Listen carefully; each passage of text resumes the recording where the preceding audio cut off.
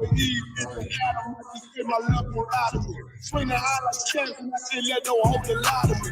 I don't feel these rappers, all they lies is hypocrisy. Ain't no competition, ain't no rivalry. Niggas think I'm playing, I don't hear one word they saying, this shit light work. Think Muhammad one of us, he might lose his life first. Circle up and stay alert. Another cop can stretch the nigga. He ain't demon, it's an exorcism. Watch I bless the nigga. You took that open blood, then you know I'm gonna get active with you. From the opposition, I see vision. Let me paint the picture. Rappers claim they spin, I ain't listening. Is in fact the If revenge was a woman, now I scope that bitch like Jacob. So I war, we gon' run the summer. It's gon' be historical. Thought they making plays, made them niggas call the audible. Ask who run this shit, but that question is rhetorical. Bitch, I'm the one, me cookies with the oil. I'ma get them crackers, hell, should've never kidnapped my family. I can't just do that. Bet I be the last nigga standing. Do a life sentence for my niggas, pray you understand me. I might put a switch on this Glock and call it young baby. How you real trigger know them dots? You a bird feeder, claiming he a demon. What's a demon to a cold leader? What he saying something, I ain't hear. This shit like it ain't all who got the gun, it's all who gon' up that fight first. I turn a bad situation to a game change. Bring soldiers from the dead, just raised up the chain. 6 shots, I'ma look like Aaron Jones when I run it. Never bite the hand and feed you, you'll never get that hand back. He bitch about 10%, I don't wanna hear none of that. He dropping sword, fuck him, just make sure you get that cover back. Look around, he ain't with us, probably cause he never was. Now my chin like you with the angels for your brothers. Everybody wanna be Richard Porter, God kill him like Alpo. Play if he want, it's laying in the trunk like Lee Malvo. A certified woman's ass nigga, I am not a toy. Hey, I with that hollow sign, yeah, this the rim accord. Feel like Gullah Jack when I'm in Fayetteville, you feel your boy. Still up on my bread, still I think that's all that I do. The way I get that boy lost, they gon' start to call him Elroy. Fuck his gang, pop out on them demons like I'm Hellboy.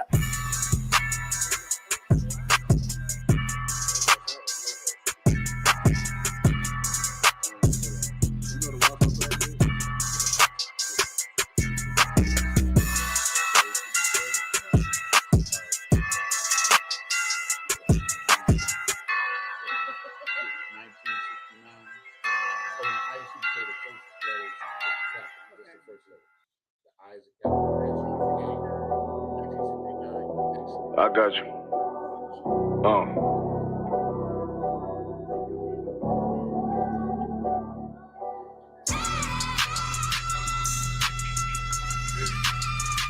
Let it vibe real quick.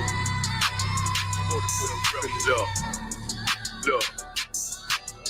The city eyes, it's time to vote God. My God, a real nigga, cause he wasn't no flaw. Posted on the corner like a watchdog. Family secure, got that shot in the closet by the mob ball. Fuck what they heard, but tell them it's all true. Be cautious, that foundation falls to you fall through. They gon' fall. Look, I keep this shit 50 times 2. Ain't no more heart in this game, I'm John Q.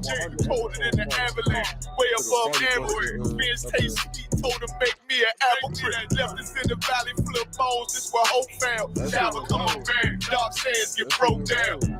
Riding through Evanston with Mark Quad. Telling me how them crackers turn this shower into a ghost town. Focus out, nigga, I lay that game down. I feel his pain, cause nothing is the same now. Let my light shine like heaven through a rain cloud. Glock have a fit like my child, no tangent. Try to warn them niggas, we bear arms like tarantulas. Them mother niggas rap, I make anthems. I really see profits under this banner. Make my enemies bow down on camera. Told my design I wanted black and white like a panda. I'm better than that nigga that sunk dirty Diana. Look, I move like a Brazilian, precious cargo, spirit Asian, but I got a new semi-auto. Wave that bitch around like where's Wardo. Sleep if they won't, I cut through they Z's like I'm Zorro. Pay me for his name, so I gotta keep that steel clutch. Trust me, I'm not what you think. I squeeze till it click like Georgia when the heels touch. The world got me dumb, I don't feel much. Ride around with Yara, just left the state bridge. Looking for a bitch better than Baby's kid. Remember I dropped Quiet Storm, I've been gone ever since. Still in the field, fuck them niggas on the fence, yeah.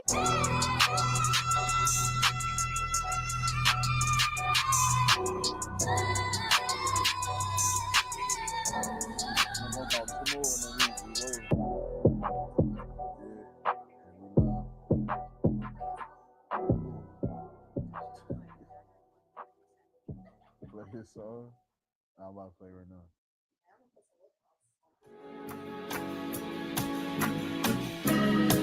They killed, give me Isaiah 14 and 21. They did the same thing to my people. So you said that they put millions of my people. Should a murderer go to jail for murdering? Absolutely. Should a thief go to jail when he steals? Absolutely. Should a robber pay back the money he robbed? Absolutely. So why shouldn't the white man pay for what he did? That's right. You'll see just how it feels. Payback is a dog. It's a dog. Payback is a dog. It's a dog. Payback is a dog. It's a dog. Payback is a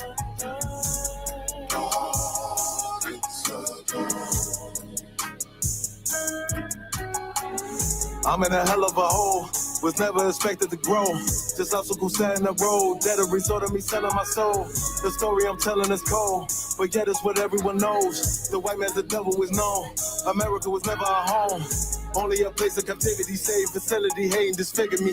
They claim that I'm lazy, be killing me. Maybe the slavery draining my energy.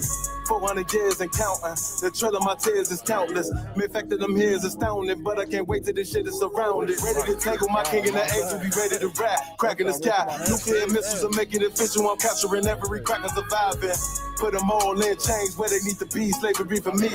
And let the whole world see that with them in the cages, safer in the streets. Put the dog on a leash. Get resolved for the beast. 144, get the ruler show, we could all be at peace. As soon as the trumpets are sound, your kingdom, we busting it down. The only way justice is found, the time for your judgment is now. You'll see just how it feels. Payback is a dog.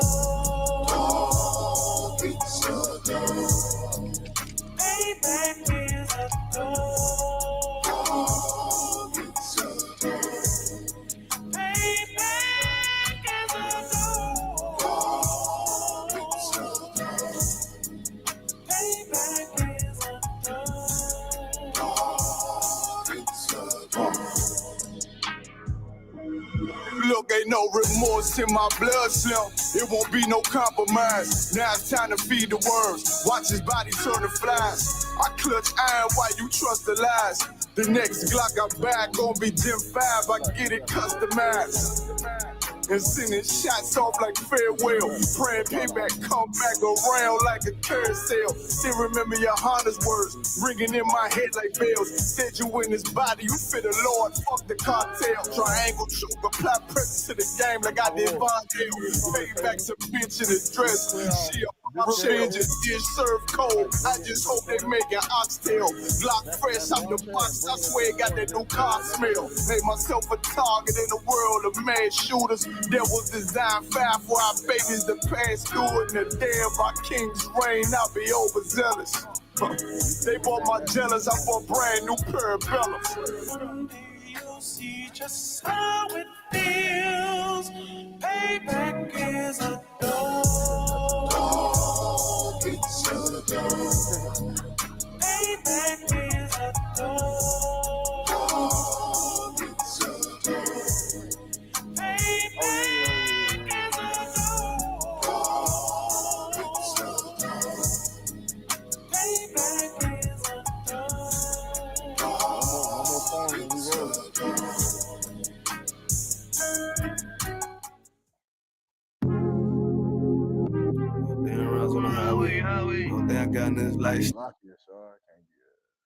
If you want to be a nurse and you want to graduate as fast as possible, ECPI is the place to do it. Start sooner.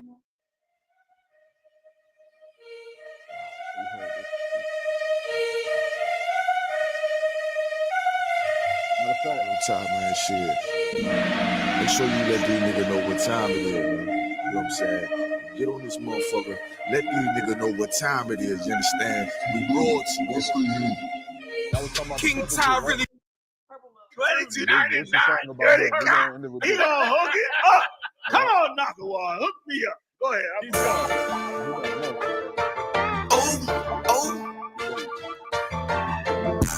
I got too much there. what you love. John Diamond make the billion logo. Crooked officer, can you get these fucking handcuffs off for us? They got a lot of innocent niggas doing time. Be well, cricket cop badge number 2299. Crooked officer, can you get these fucking handcuffs off for us? They got a lot of innocent niggas doing time. Be well, cricket cop badge number 2299. It's wicked as hell. Arresting a man for nothing, got him sitting in jail. Look down on us college niggas when they niggas themselves. Supposed to show them the way, instead they show them a cell. Fuck nigga, how the fuck is you a man in the Lord? You pull up with white boys and you put niggas in the back of the car. But you wouldn't last a day in their yard with all them killers, them lions and them tigers and them bears and them gorillas. Tried to convince a nigga to snitch on his own brother. Beware the purple Israelite group, they undercover, so pussy ass nigga. Regretting that bitch, tell him take off that badge and I'll bat him in his shit. Crooked officer, can you get these fucking handcuffs off for us? They got a lot of innocent niggas doing time. Be well, cricket cop badge number 2299. Crooked officer, can you get these fucking handcuffs off for us? They got a lot of innocent niggas doing time. Be well, cricket cop badge number 2299. False doctrine, a nigga that shot that tranny. The dick pic, the fake pictures on social media. You posing as bitches. The murder on Joe Morgan, how her body came up missing. That scheming nigga cannot stealing that for the bitch. Them marching for the rich, but don't do nothing for the poor. The shit them niggas tried on the Kansas City boat. Them purple niggas tried that same bullshit before. Cap told them, bitch, if I'm a hoe, then treat me like a hoe. Mashak told them they lightweight, they packed up all they shit. Fuck wrong with you, boy, we meant war around this bitch. Undercover ass, purple badge, and needs to ass bitch. We know cowards on the men prepared to die around this bitch, you heard? Crooked officer, can you get these fucking handcuffs off for us? They got a lot of innocent niggas doing time. Be well, cricket cop badge number 2299. Crooked officer, can you get these fucking handcuffs off for us? They got a lot of innocent niggas doing time. Be well, cricket cop badge number 2299. You broke off and created something. God deserves that we stand with him and walk forward. ISUBK, we strong. We ain't weak. No cowards, bitch. That's right, sir. Okay? That's how we ride. Oh, yes, like, could that be turned it?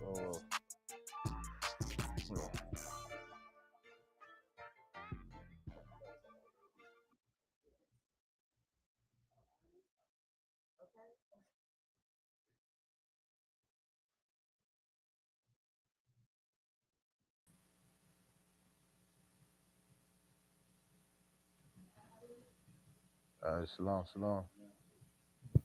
What's going on? Yeah, turn your mics on. Who got the handheld mic? Shalom. Radio check. Put one in the chat if y'all can hear us. You need a one in the chat if you can hear us clear. Or if it's choppy, if you can't hear us at all, put a 2. Shalom. Let me know if you can hear us. Hold on, let me know if you can hear us. Oh, you can't. Hold on.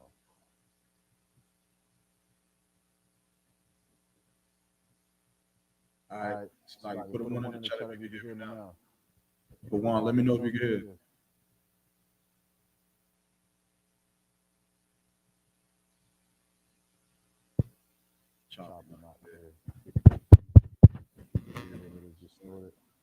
Check the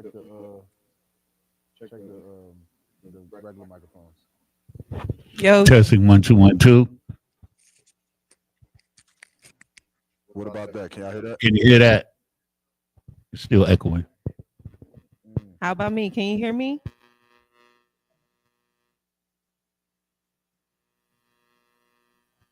Got a one. Got some ones. We got ones in the chat. Ones in the chat. So we good to go. And I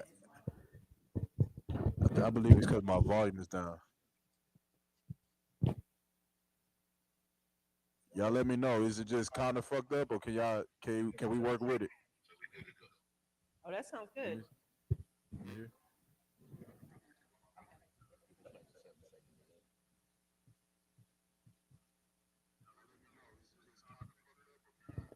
Live at the ISUPK Yeah, in Durham, that's baby. That's good. Most High in Christ. Ah, fuck, I forgot something. My bad. We're going to play this real quick, then we're going to get it started. The content provided on this podcast is meant solely for entertainment purposes and should be taken with the appropriate degree of humor and not too seriously most of the time. Listener discretion and understanding should always be advised.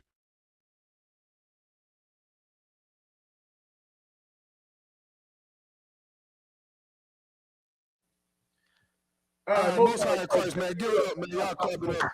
The CBP Chambers podcast.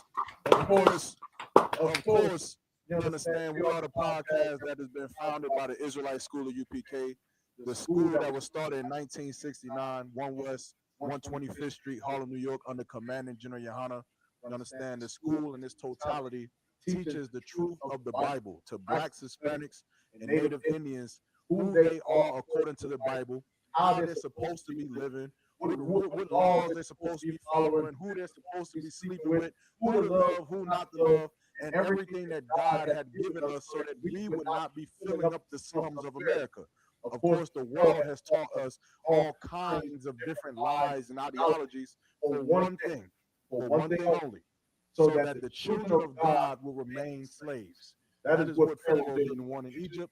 It is what none of the kings of all of the empires that black people were enslaved in wanted, was for us to live according to how God wanted us to live, so that we would be free from their oppression and their bondage. Of course, under Commander General Yohana, he's raised up these schools across America, across the earth, and of course this podcast, in which we attempt to break the chains off of the minds of our brothers and sisters and bring them into the truth, or into the knowledge of God. You understand? And we have fun while we're doing it, man. Let me see what we got. I know if it's not right, it's fine, but as long as it works. If y'all can hear me, then we rolling. If you can't hear me, let me know. Well, matter of fact, here, because I'm doing the most talking. Let me do that. Give me this. All right. What about now? Can y'all hear me now? I'm good to go. Most High in Christ. Look, everything I just said, just know that the ISUPK is the home of the truth, and we teach blacks, Hispanics, and Native Indians the true identity and culture according to the Bible. Again, this is the Chainbreakers podcast, and we are about to have one hell of a show for y'all tonight, man. We got one hell of a show. Y'all give it up. Y'all already seen it, so likely for us starting late, but y'all seeing who we got on the stage. I'm gonna let them introduce themselves in a second. But again, I wanted to say the water for everybody that's been tuning in with us, rocking out with us. We had one hell of a week in Houston, Texas. Give it up for Commander General Yohana and the ISUPK's annual 57th Passover, man. We rocked it out. I'm talking about rocked it out in Houston, Texas. Houston, Texas, I feel like still ain't recovered from what we did to it. You understand? But we had a hell of a time, man, serving the Lord and observing the Lord's Passover. You understand? If you weren't there, just know you gotta question yourself a little bit, because the Bible says that if you love the Lord, then you will keep his commandments, and the Passover is an absolute commandment to be kept throughout generations. That is the Lord freeing us from our oppressor. So we question ourselves every year how to free ourselves from drug addiction, how to free ourselves from the white man's oppression, from Middle Eastern oppression, from the UK's oppression. We always want to be free so that we can build communities for our babies, build schools for our babies. Well, if you want to be free, you're going to have to look back into how you were freed before. You were freed by God, freeing you from Pharaoh's grip, freeing you from Egypt, man. And the Lord said that he'll do it again. But in order for that to happen, we have to keep his commandments. And one of those commandments is to keep the Passover, man. So next year, on the lookout for the time and the place to be. Commander General Yohana will let the nation of Israel know where we should be gathering together to observe our Lord in the Passover, man. But before we get to the guests, I do got some honorable brothers on the stage with me, so I want to give them a chance to introduce themselves and just say a little bit of something. Of course, we got first up, Officer 5000, Iraq. Give him a hand. This is the camp leader over Durham, North Carolina. So like I said, you got anything you want to say? Eat the water. This is Officer 5000 Iraq, camp leader over Durham. And what we're trying to do is wake up our people, as Yaramat just stated, and we're going to be more open and more visible to the city of Durham. Durham is a special city. You know what I'm saying? Durham has a special rich heritage. You know what I mean? And basically what we're going to do is we're going to wake you up. We're going to serve you. We're going to actually do what the Mayor Bell and the Mayor, what's the cat's name? Leo. Yeah, we I think it's Leo. We under Command and General Yohana, we are going to serve the people. We're going to serve them with righteous leadership. And that's something that the Christian church cannot say. That's something that the Muslim mosque cannot say. That's something that Jehovah's Witness cannot say, is that the leadership actually obeys Christ and follows God. Salakia. That's it. Right beside him, we got Officer 1000, Yanazar. Give him a hand. And Kawada said, all I want to say is, like, the Passover is the best way for us to show the Most High that we're with him and that we're obeying him. That's the holiest day on the calendar. You understand? So if we show up for the Passover, that's a significant way for us to show the Lord that we are obeying his laws, statutes, and commandments. And the ISUPK, that's what we stand on. We stand on the fact that our people, in order for us to come out of this, we have to obey the Most High's laws, statutes, and commandments. There's only one truth, and that truth can only be found in ISUPK under Commandant General Yohana. Shalom. Most High Christ, I heard that. And then we got Officer 500, Makawa. Give him a hand. Shalom, shalom, shalom. I mean, I'm still recovering from Passover. Goddamn, I'm still tired in the mud. To be honest, I thought I was gonna at least get a couple more days, but then Raleigh made a call and said, "Hey, be here." I'm usually here, but I've been slaving. I've just been trying to catch up and all that. But like you said, the brothers already said Passover was glorious, man. And if you want to go to an event that you know that you ain't gonna get robbed or shot at, then you need to be at the Passover as a Black, Hispanic, and Native Indian, because you know any event that Black, Hispanic, and Native Indians come together, 9 times out of 10, somebody gonna get shot at, robbed, or whatever. So this is a glorious event that, you know, Lord allow that whoever watching this that didn't go this year, I pray that y'all get that will, that power just to come here next year. You know, Lord allow, when we find out, best believe it's gonna be a good time with the Hakim. And then this last brother right here, a young man in the school coming in. But this brother, he got to experience his first Passover ever. So I definitely want to hear, you know, what your experience was like. And you understand, is anything you want to speak on as far as traveling to Houston and making that pilgrimage to go serve the Lord? Shalom, Lord Christ. His young man should come. I don't got too much to say about like everything too much, but my first Passover, I thoroughly enjoyed it.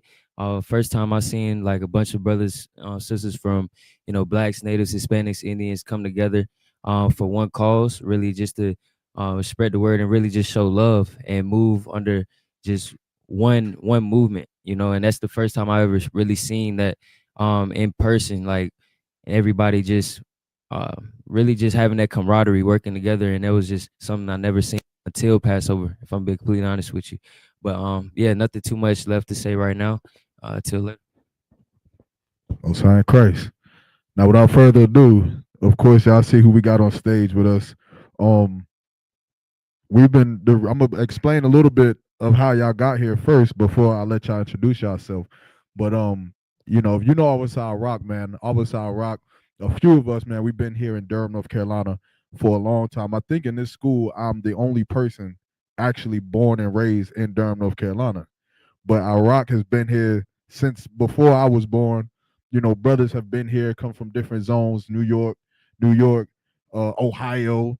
You understand? Other brothers who may be from North Carolina, but this zone has been a zone so dear to us, not just because this is where our school is, but also because of the history that Durham shares within itself. You understand? With Black Wall Street, with the Hayti, you got Stagville Plantation that's here. You got a lot of rich history of, for lack of a better word, I'm gonna say Black excellence. That's what they like to say. you understand, where Black excellence thrived in Durham. Hey, look, y'all gonna have to turn the volume up on your TVs. I can't turn the volume up on my microphone. I don't got a volume button. But look, blast your TVs as loud as possible. I'm waiting on Thabawan. He's here now. He's the tech nut. Hey, Thab, it's in my bag. I'm gonna unlock the trunk for you. But not just because of the rich history that we have. Maybe I'm not about to unlock it. Hold on 1 second.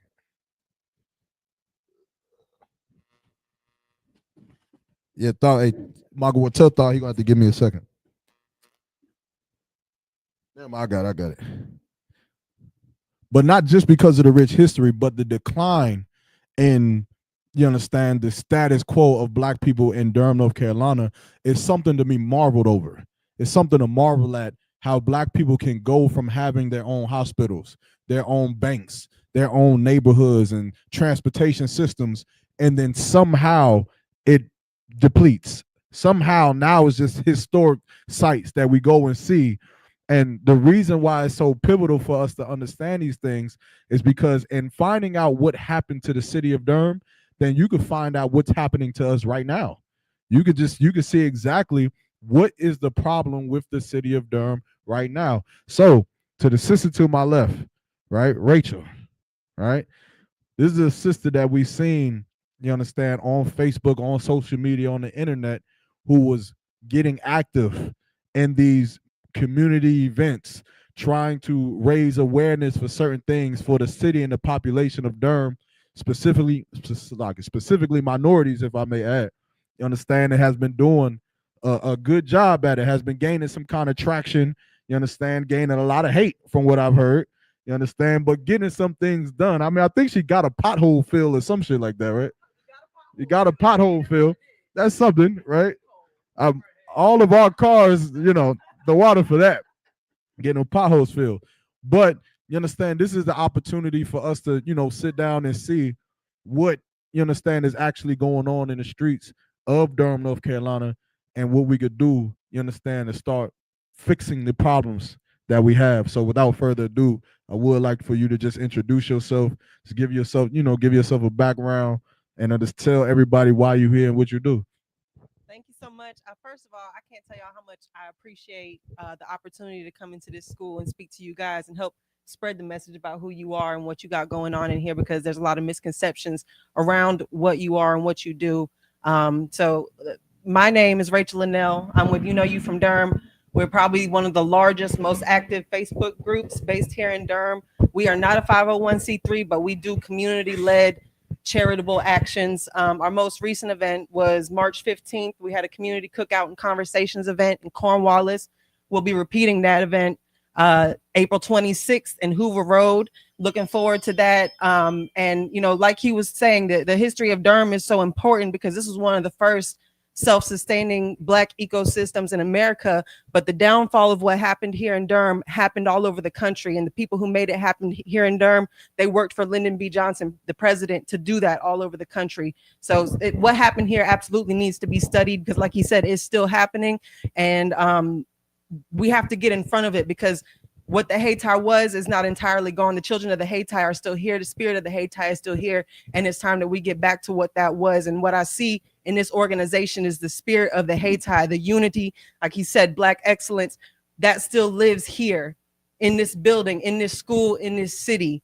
And it's really important that we get back to that same spirit. So that's what I want to do. I want to help project what I find in this school, in this building, and let more people see it and come to you, because this is where the Hayti lives. That same spirit is still alive in this building. So I'm really excited to be here. It's an honor to be here. I'm going to let my girl here introduce herself as well. Thank you so much for having us. Oh, sorry, Craig. I'm Brittany, better known as Smoochie B. And you said who? Here, Smoochie B. Oh, this is Uchiwale. Wow. Right? Smoochie B. I'm here here with Rachel. I stand with her, everything that she does for this community. I'm born and raised in Durham, North Carolina, and I've done quite a few events myself with to no avail. Like nobody ever wants to support anything. We've paid y'all to be at events. We've done so much stuff, and y'all don't want to do nothing. Y'all, one day it's on social media, and the next day y'all like on to the next thing. And it's really about like nipping things in the bud and really getting to the root of what's really going on and how we can help serve the community better and help serve y'all, and y'all help us serve the community as well. Thank you. Most High Christ, give her a hand. All right, without further ado, let's get into it, man. So obviously there's been a lot of rumble online, right? Iraq posted a post in the what is it called? The You Know You from Durham? You Know You from Durham group.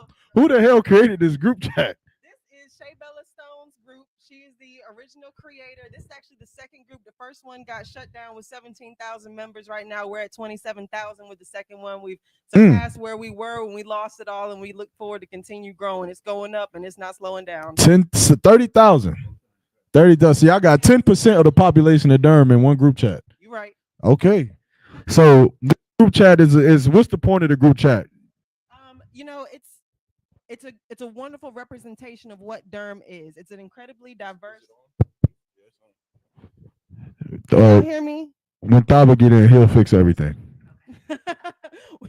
When Thaba get here, I might have to repeat myself. But so again, this is a really great representation of who and what Durham is, because it transcends any one demographic or group of people. You see a little bit of everybody in that group, which is what the city of Durham is, and it allows us to reach all different communities and groups, and align resources from those communities. And that's what's made these events so powerful. Again, I said we're not a 501c3, but all these organizations and nonprofits, businesses came out and donated their time and resources because they found us on this Facebook group. This is a place where great minds meet. And we had to come to the realization we got 30,000 people. I know for a fact at least 100 of y'all want to see something change in Durham. You want to see something better going on, and we had to utilize that platform for something bigger, and so that's what we did, and that's why we're here today. Most High Christ. So, getting into it, Officer Rock, he had posted pictures of the Passover, the generals, the all black party, and that started to gain some traction. It started to get a little bit of hate, a little bit of love, but nonetheless, people were talking about it.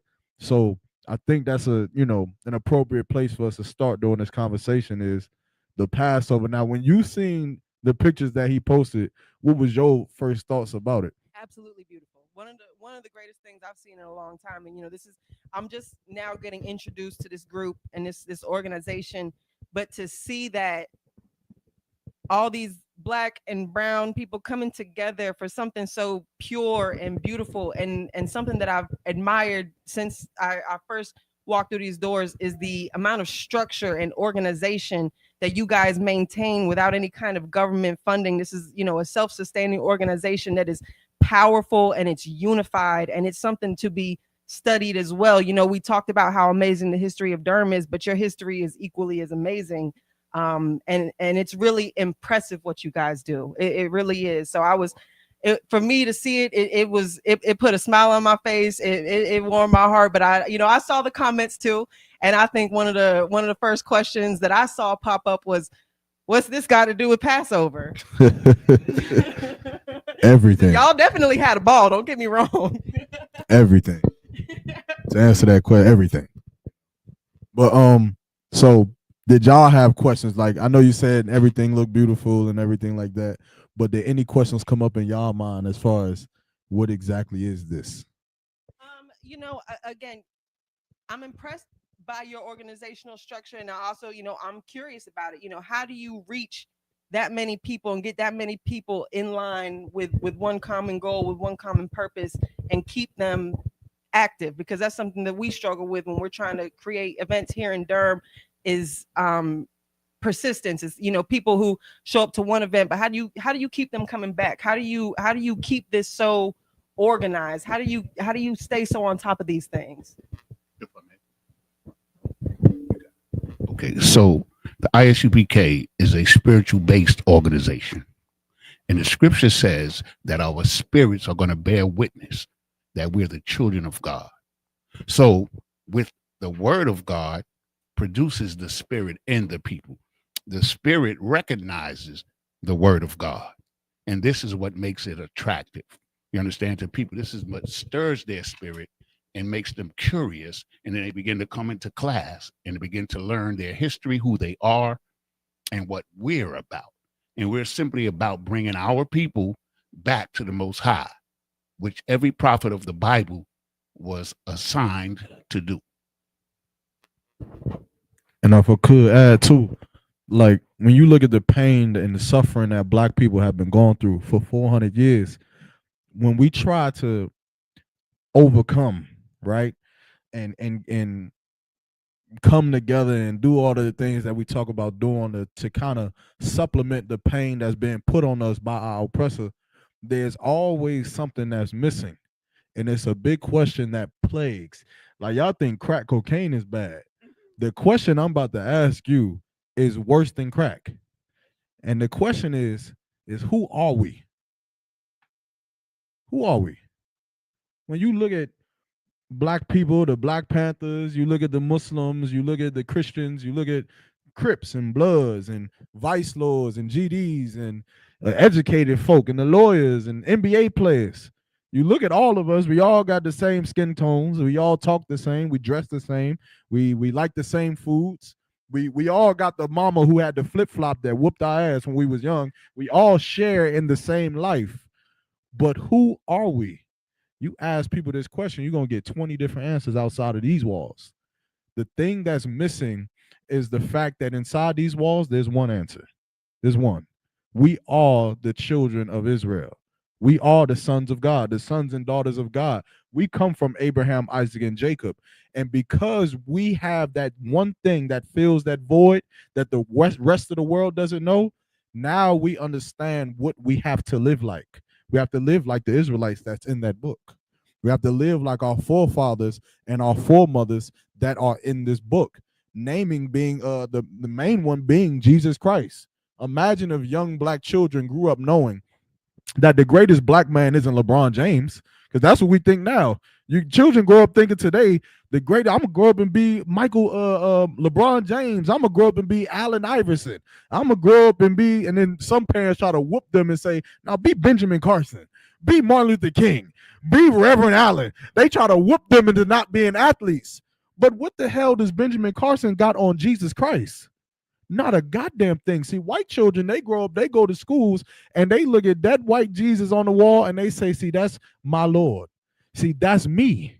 I'm him. They look at the passion of Christ, and they have so much love and fulfillment in watching that movie because they see someone that looks like them, that looks like them. And what does that do? What does that do? It builds a conscience. It builds a conscience. Now, when oppressors do something that's wrong, they know I'm not supposed to be living like this. That's why white girls, they be having them moments where they sleep with them Negroes, but they know in the back of their mind, I'm not supposed to be doing this. I'm not bringing Day home to my family. You said what? Unless it makes sense, right? But they'll never just sleep with Day and bring Day back home. You know why? Because that white woman has a conscience. She has a conscience, and she has a history and a culture that she has to uphold. She has to do it. Now, what if Black people had a conscience? What if we had a conscience that said, you know what, my forefathers would look at me right now and they would think that I was disgusting. They would think that I was a piece of crap. Black people would stop doing the things that they're doing, or at least they wouldn't be so proud to do the wickedness that they're doing. So what you see at the Passover and what you see with these brothers every day, every week, every year coming together is a renewing of our oath that we gave to God. The reason why we're brothers, like this here is physically my father.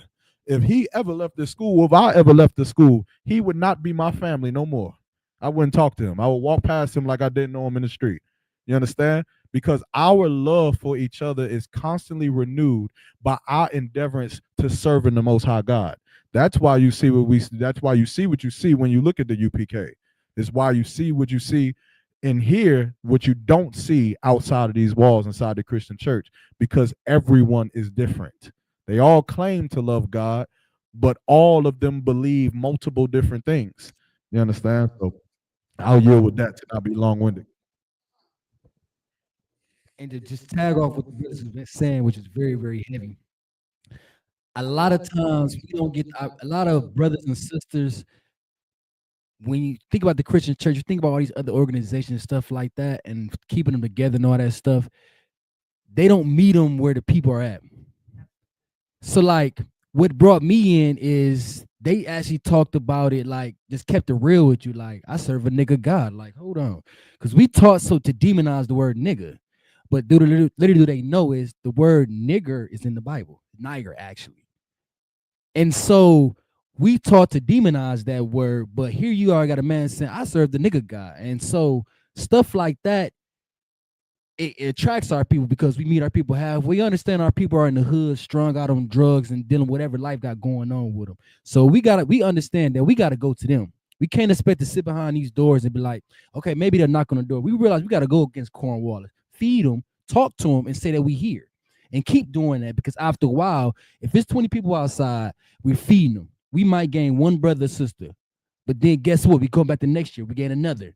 Within 5 years, we didn't gain 5 brothers and sisters, and guess what? They're gonna bring in 5 more people, and that's how we keep the organization, because we keep it real. We don't lie. We're not gonna sugarcoat it. We're gonna keep it a buck. We're gonna let you know you're not supposed to do that. You're not supposed to do that, sis.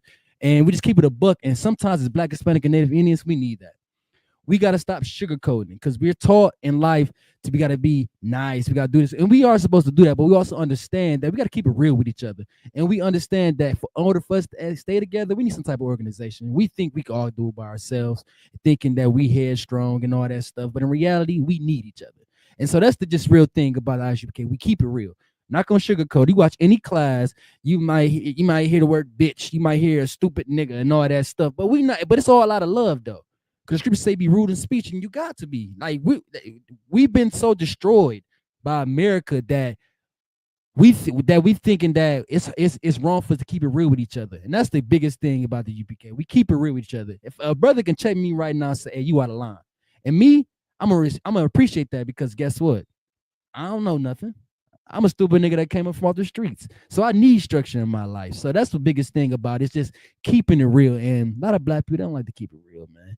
Like to sugarcoat and make you feel good. We ain't here to make you feel good. We gonna strengthen you up, but we gonna keep it a buck with you. So that's the biggest thing. Everybody just keep it real.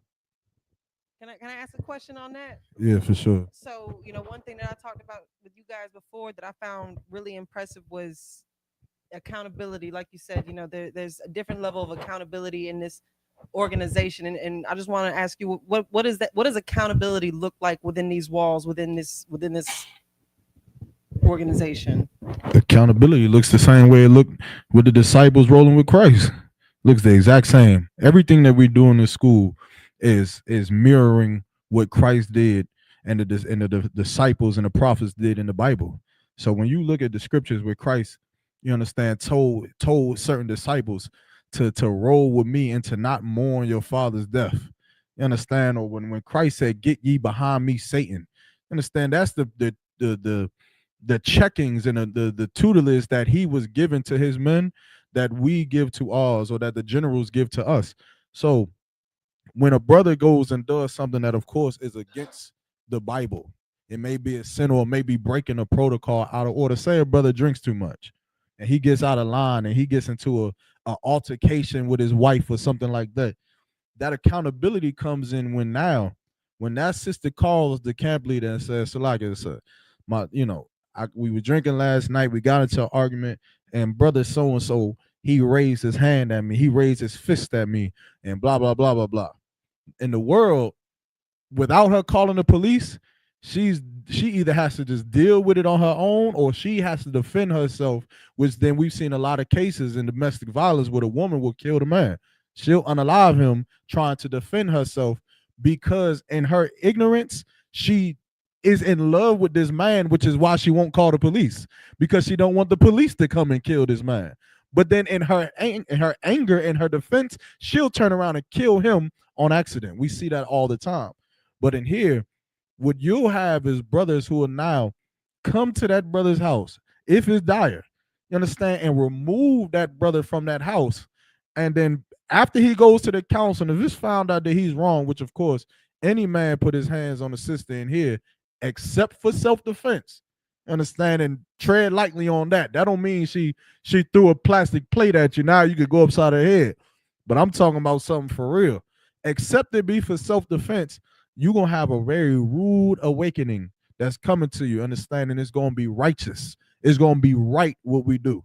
You understand? You might have to do some training for the rest of your life that'll just make you just want to leave the truth. It'd probably just be easier to just leave the school than to have to go through what you're gonna have to go through to stay a brother. And again, like you said, it's not to hurt a brother or it's not to hurt a sister. But what it is to do is to make sure that everyone in here is blameless, because our enemies hate us. They hate Commander General Yohana. They're waiting for one of us to be an abuser or to be a drug dealer or anything wrong in the world so that they could demonize the whole school. The problem is that Commander General Yohana's school is so close-knit, it's so tight, you'll never find it inside of this school because of that accountability that we have.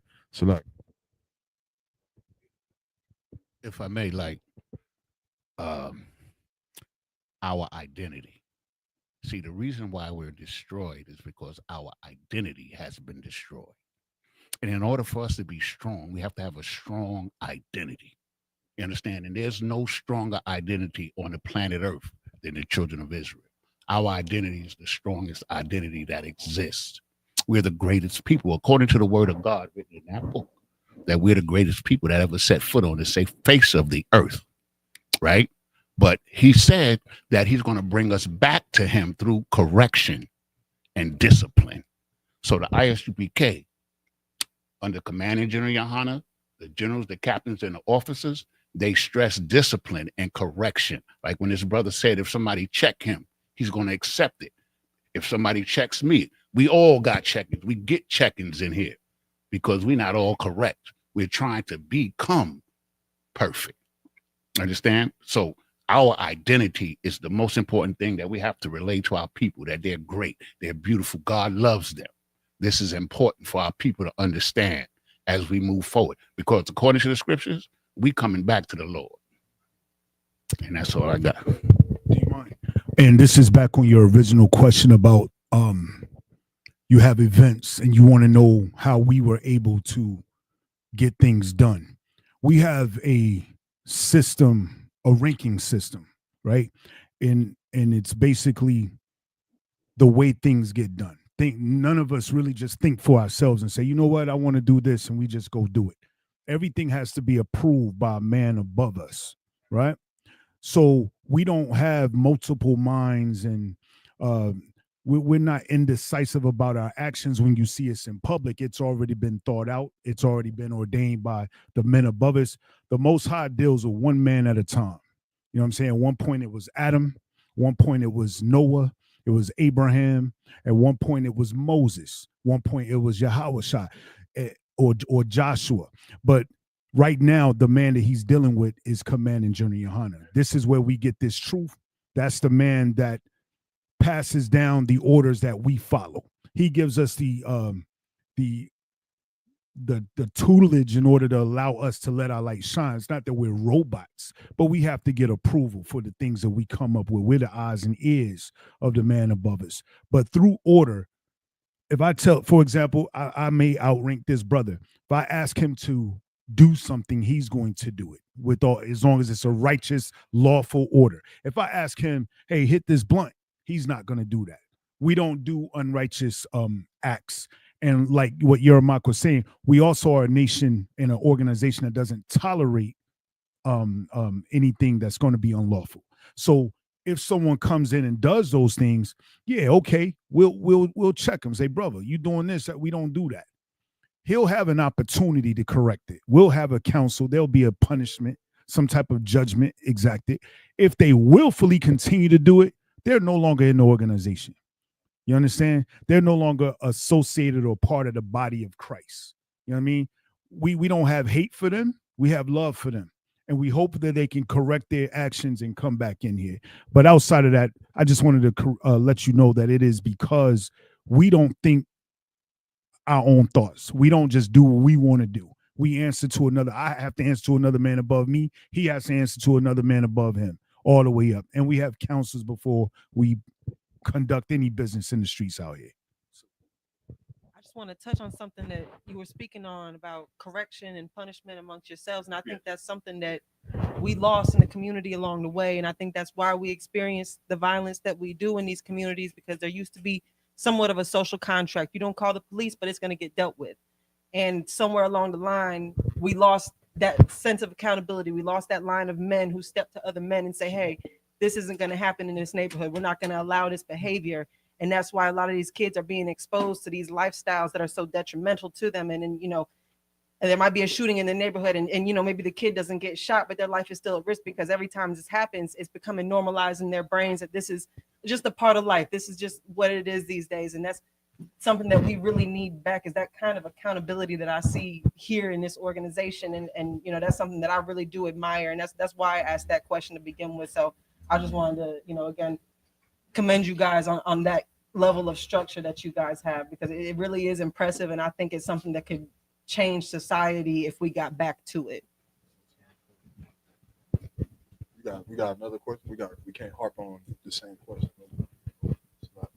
But all right, so moving on, just from the Passover though, from the perspective of the Passover, again, I know that you've been here before, so you've met us, but just from what you've seen, was it anything that was like, you like, I don't know what the hell this is, what this is supposed to be? Even when you first came here, what was your thoughts on that? A lot of it's, you know, coming into this, it's kind of mind blowing to see this level of structure that is not government funded, that's not, you know, ran by the white man. It's impressive everything you guys do, but you know, to see you honoring history the way you do, and of course people don't understand it because their knowledge only goes back as far as they have lived, or you know, maybe as far as their grandparents have lived, whereas you guys are living by something that predates everything that we're used to here today. So of course there are things, you know, the attire that I see you guys wearing, you know, war attire is what it looks like. Most high crazy. And you know, that's something that certainly piqued my interest. I didn't, you know, I saw a little bit of an explanation of it online, but I'd love to know more about, you know, the clothing you guys are wearing in these events. You say you wanted a little bit more explanation? Just curious, just a little bit about, you know, the history of it, and you know, what brings you guys to it, and how you've kept it going through the years. All right. Go on.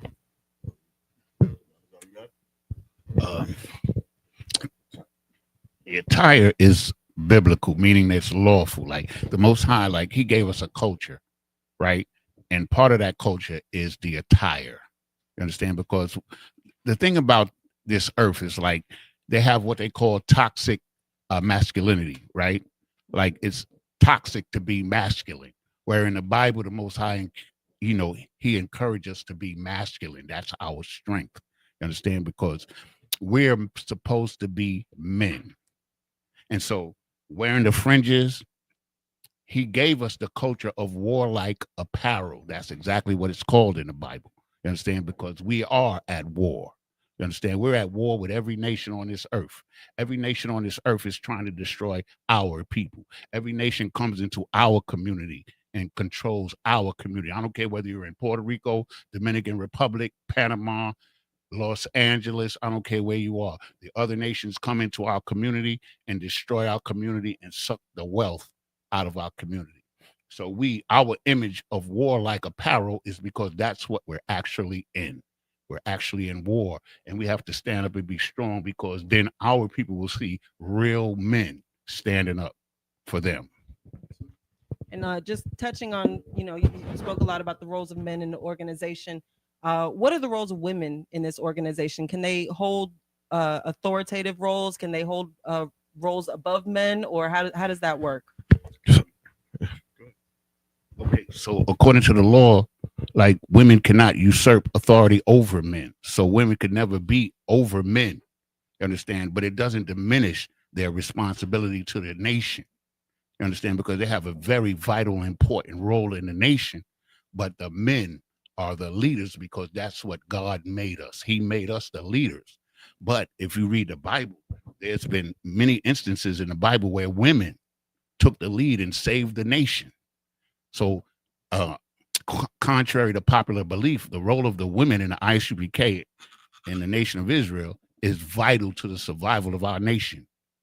Understand? But they just can't usurp authority over the man. I can respect that. Okay. It's good to see men in leadership. And if I could say one more thing, like when we talk about the things that we can offer the community, right? Like the scripture says that when the righteous are in authority, the people rejoice. So in our community, what we want is righteous men running our communities. That's what we want. You understand? Because that's the only way our people are going to make it through. So that's one of the contributions that the ISUPK is offering the community, is that we can present righteous men for them to look at it and say, hey, listen, like we did a cookout over there. So like, I know I'm getting a little long-winded, but we did a cookout over here in the projects about 2 years ago. And the response that we got from the young people, I'll never forget it as long as I live. The little brothers was coming up to us, and they were happy to see real men. Absolutely. So that's one of the things that we offer. You understand? And it's truth. Absolutely. I think it's a very powerful image to see this many men so aligned and so passionate on so many things. Our last cookout in Cornwallis, one of the guys who was out there helping us went live the next day, and he addressed something that was a blatant issue that I didn't recognize at the time. He said there were so many women out there doing so much physical manual labor, and there were no men out there to help us. And that was something that I've struggled with since, and trying to figure out how do we bring more men to the table, because we need that kind of leadership in our community events. And I keep finding the compassion in women is what brings them out to these events. But I got to know, how do I bring more men to the table when doing these kind of things, when reaching out into the community? You guys are already so dedicated, but how do you awaken that sense in a man who maybe isn't walking this path already? I'll tell you, this might be a little hard to hear. I'm here for it. But we always talk about the table, especially in relationships, right? The man gonna bring to the table, and you gonna have to dress it up. That's your problem. I'm gonna tell you that straight up. Your problem is you try to fix black people, you can't. You fighting an uphill battle that you will never win, because there's always gonna be some white man that is stronger than you. You need a man to protect you. You need a man by your side. You need men that's going to go out there and tell the white man that he is the devil to his face, and not give a damn about his prison system. Don't give a damn about his police. Don't give a damn about his ICE. Don't give a damn about him being a man, because we men too. Now we can go toe-to-toe with Donald Trump. We could go toe-to-toe with his military, with his Air Force. You should be safe and protected. You should be put up somewhere. You understand? Yeah, you should be put up somewhere saying, you know what? I got a mind for this. Let me help my husband. Or if you're not married, let me help the brothers. Let me call Officer Rock and say, look, I can start a GoFundMe. I know y'all doing a food drive. How about we come up with the funds to get this going? We got to go to Houston for the Passover. I know somebody that got a bus company. We could get the bus to charter all the brothers from North Carolina to go to Houston. We could do this, that, and the third. And the reason why I'm saying this is because I understand the pain and the hurt that a lot of you sisters go through. A lot of sisters out here in Cornwallis and Durham and North Carolina, all the hoods in the ghetto.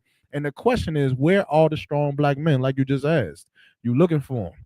The problem is that you're looking in the wrong place. You're looking for Day to save you. You're looking for Jerome to save you, when you should be looking for the Lord to save you. The Lord said, my sheep will hear my voice. You want to find out who will save you, you go to the men of the Lord that chose to give their life to God. Those are the men that you should back whatever you got. A lot of you sisters are virtuous as hell. You know how to get all the money in the earth. You know how to cook the food. You know how to be a woman, how to raise the children. But the problem is you're giving your help to men who have been destroyed, to men who don't know how to turn around and protect you. You come into the Israelite School of UPK, sis, and you'll find a plethora of men. You'll be like, God damn, it's too many men. It's too many. I don't even know what to do. I got too many things I want to get done, and too many brothers is here to do it. And these brothers are going to be strong brothers. But more importantly than them being strong, they gonna be men who are serving the Lord, and that's what you need. You got to have men that is willing to serve the Lord before you get any help, because you're going to find help outside them walls, and they're going to turn around and stab you in the back. They're going to bite you in the back. They're going to steal from you when they see the money that you gathered up from donations. They're going to steal from you so that they can feed their drug habit, so that they can take it back into their household, and you're going to be right back at square one again. You understand? That's what you got to know, is that if you want to find help, you got to be the help to the men that you supposed to be the help for. And those are the brothers in the Israelite School of UPK. Slack, I yield. So I can't wake Day up. I gotta let Day wake up on his damn. You bring Day to me, I'll wake him up. There we go. That's what I needed to hear. That's the answer. That's the answer to the question. That's what I'm talking about. Slack, command Jenny Hanna. Your ass Day. Command Jenny Hanna and wake Day up. Going to the ISUPK. That's what all you sisters, like, you sisters don't understand, man. Like, y'all got a power that y'all don't know how to use. Like, all the men out here in the world is chasing y'all sisters. They chasing to get what y'all got, because y'all got that power. The problem is you using it. You understand? I'm not y'all sisters. I'm not talking about y'all, but I'm talking about sisters. You using it to get a front from the drug man. You using it to be able to be friends with the club promoter, to get into the club, to skip the line in the club, Dabawan. They trying to skip the line, so they giving it up. You using it so that you could get this paid for, get a light bill paid for. Why don't you use what you got to turn a man into a soldier of the Lord? Why don't you use what you got to convince a man to stop being a drug dealer, to stop being a drug addict, to stop being an abuser, to be a man that is worthy of something in this earth? Because right now in this world, we don't need more drug dealers. We don't need more club promoters or more NBA players and all of this nonsense that we are trying to gain. We need more men that are stand up and be loyal to the Lord, so that our neighborhoods can be protected. That's what we need in this earth right now. But of course, if women give it up for what, 3.5, how much they giving it up for, Makawa? $40? $40? I've said this before, and I truly believe it. While I absolutely believe in the power of men to be leaders today, I do believe, like you were saying, women can control the standards of society by who they choose to lay with. If every woman today decided, I'm not gonna fuck with a gangbanger, I'm not fucking with drug dealers, then by 2026, gangbanging and drug dealing is dead, at least in public. At least where these kids and people can actually see it happening. And that's something that's so detrimental to society, is these kids see their mother loving a gangbanger, a drug dealer, a killer. How can you tell your son to be anything better than that when they see this is where you pour your love into? How can you expect your son to be anything better? But again, I commend you for bringing up that point, and I absolutely agree. I think we got to stop trying to turn men into the men we need, and we got to turn to the men who are already there, ready to serve, and structured in the way that you guys are. So I absolutely commend that. Absolutely. Come, most time crazy. So yeah, that's what sisters gotta know. So like, anybody else want to speak on that? Well, that's well. All right, what else you have, sis? Come on. That's what I'm talking about. Watch out for that mic. What? Okay. Got the AP. Got the AP. Sluggy, also to the stage, we got Officer Sluggy, 1,000 Tabawan and Quadum. 1,000 Sluggy, right? Yeah, most high crazy. Congratulations. 1,000 Quadum and Tabawan.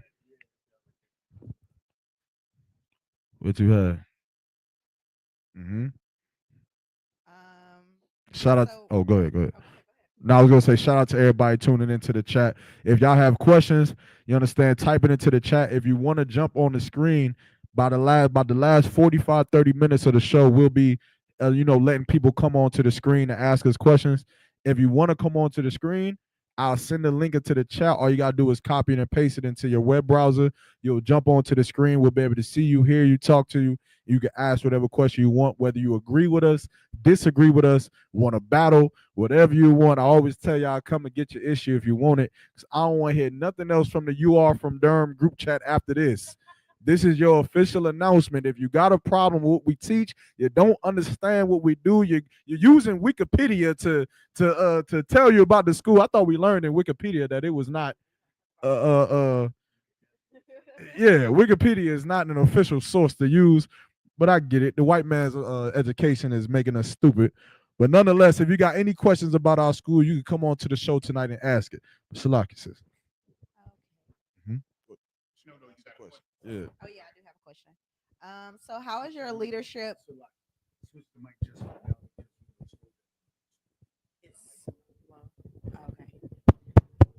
So how is your leadership structured? Like I see you have guys that are 1,000, 5,000. So how do y'all structure your leadership?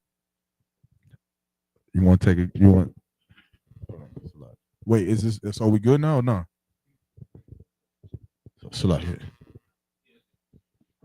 All right. So your question was, how do we structure our leadership, right? Our ranking system, just like the Bible. The Bible says what that in during the times of Christ and in the Bible they had officers of thousands, officers of 10,000s, captains of 13,000s, generals in the Bible. Like a lot of people, they don't understand Christ because they've been taught by the Christian church. They think that Christ was just like a man who was just like, let me just walk around and I'm gonna just find some random niggas and just, or they don't even think it's niggas, they just think it's random white men, right? Let me find some random white people and we're gonna go around and we're gonna teach salvation. That's not how Christ ruled. You understand? That's not how the children of Israel ruled. We've always had a ranking system because our nation is a very militant organization, even in the Bible. You could look up so many battles and wars in the Bible from the children of Israel. My favorite is the Battle of Ai. Battle of Ai, when we crossed over, when Joshua took over and we started fighting in the hills, and Joshua was giving all of them heathens hell by setting up traps and all of that nonsense that they was doing. That nonsense, Salakia. But the way that our ranking system is set up is just like in the Bible. So that's why you'll hear we got troopers, officers of 50, 500, 1,000, 5,000, captains of 10,000, 13,000. Then you got generals, 6 shield, 3 shield generals, all the way up to 12 shield, and then of course Commander General Yohana. And what it means is this, like, your rank is your capability or ability to be over that amount of people. So if you're an officer of 50, you're able to rule over 50 families, meaning one day in the kingdom, you're going to have 50 families that report to you and you're responsible for. And then, of course, the 500 all the way up to Commander General Yohana, who is responsible for the whole nation. But everything we do comes from the Bible. And it seems crazy because you go into the church and all you find is the pastor, the bishop, the deacon, but you don't see no officers or nothing, no captains of nothing, no militancy, nothing. Which is why Dylan Storm Roof was able to do what he did, because they don't follow the Bible. Had they followed the Bible, they would have known how important it was to make sure that you have a sense of militancy to protect your loved ones, to protect your women and your children and your brothers inside of these schools that we come into to learn about the Lord.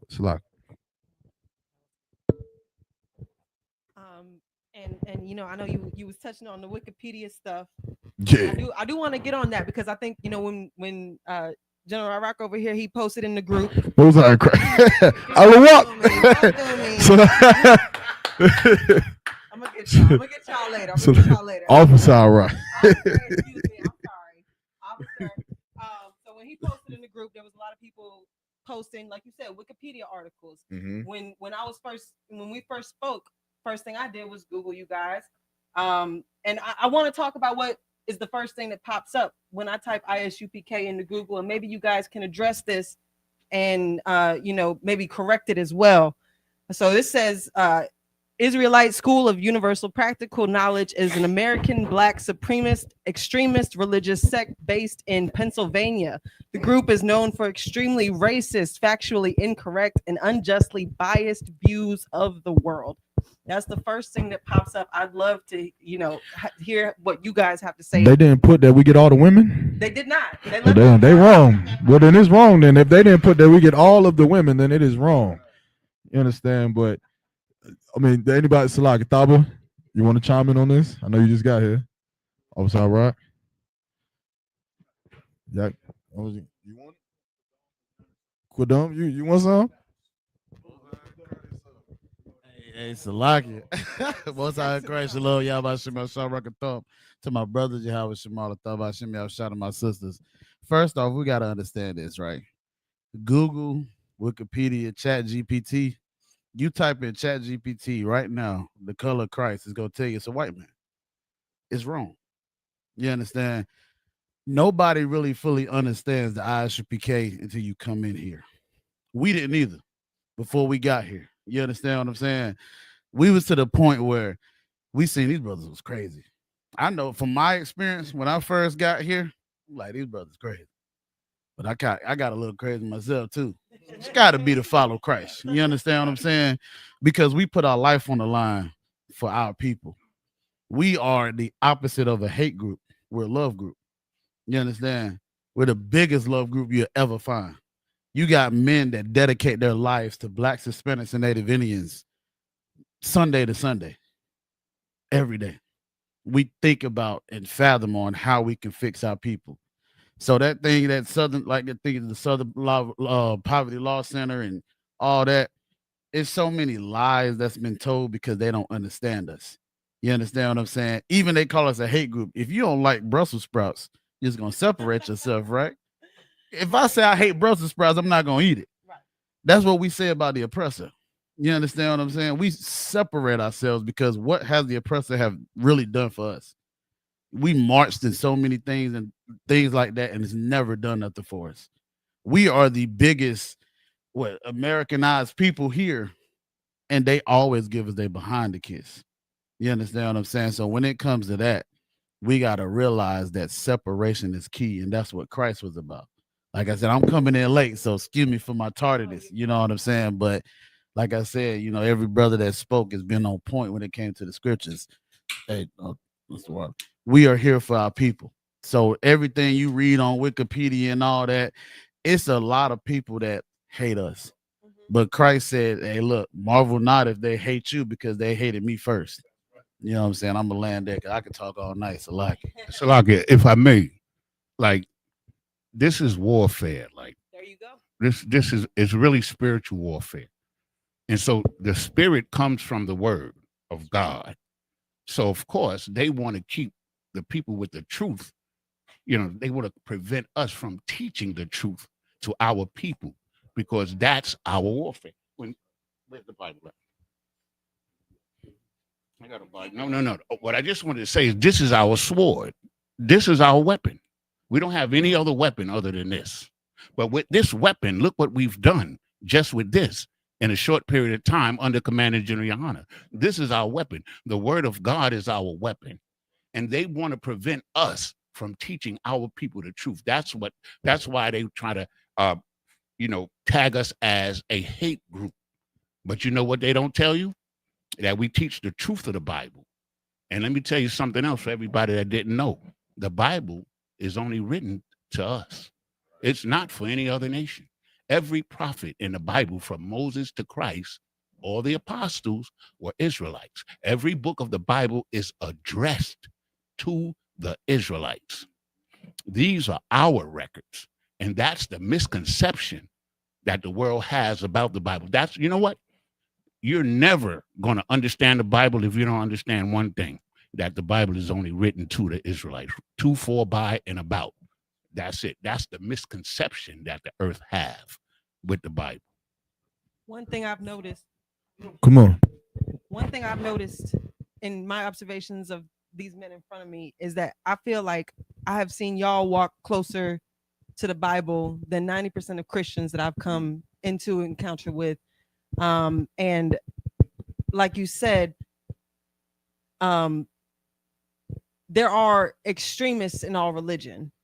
However, you know, the Christianity has the Ku Klux Klan. There are, you know, terrorists in every religious organization, but somehow the one for Blacks, Spanish, and Native Americans, the entirety of the group got labeled as a hate group. Whereas in Christianity, we say, oh, those Ku Klux Klan members, they don't represent all of Christianity. Right. But again, there are some men who have been misconstrued as you guys. There seems to be another organization who is more hateful than what I've seen from you guys, who is more outspoken and aggressive. And I've fondly referred to them as the purple motherfuckers. I'm not sure what the proper name is. That's a perfect name. Yeah, that's what we're gonna call it. So can you guys shine some light on the differences between who you are, who they are, and why this misconception exists? Because I think that label that I see on the internet applies to them, but somehow has been attached to your whole organization, which is effectively, and if I'm not mistaken, you guys don't get government funding, but I don't think you can get government funding being labeled as a hate group. I got to correct you on one thing that you said about them pertaining to us. They ain't nowhere in hell they more aggressive than us. Ever. They'll never be more aggressive than us. See, they should I do it? See, we come hard. They come softer than us. What Durham Hyman say?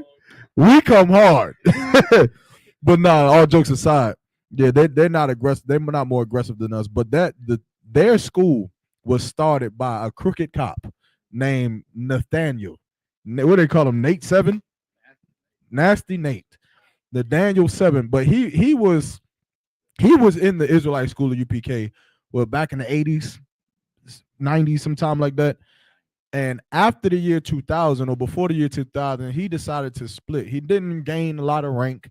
I think he was the reader for Commander General Yohana or something like that.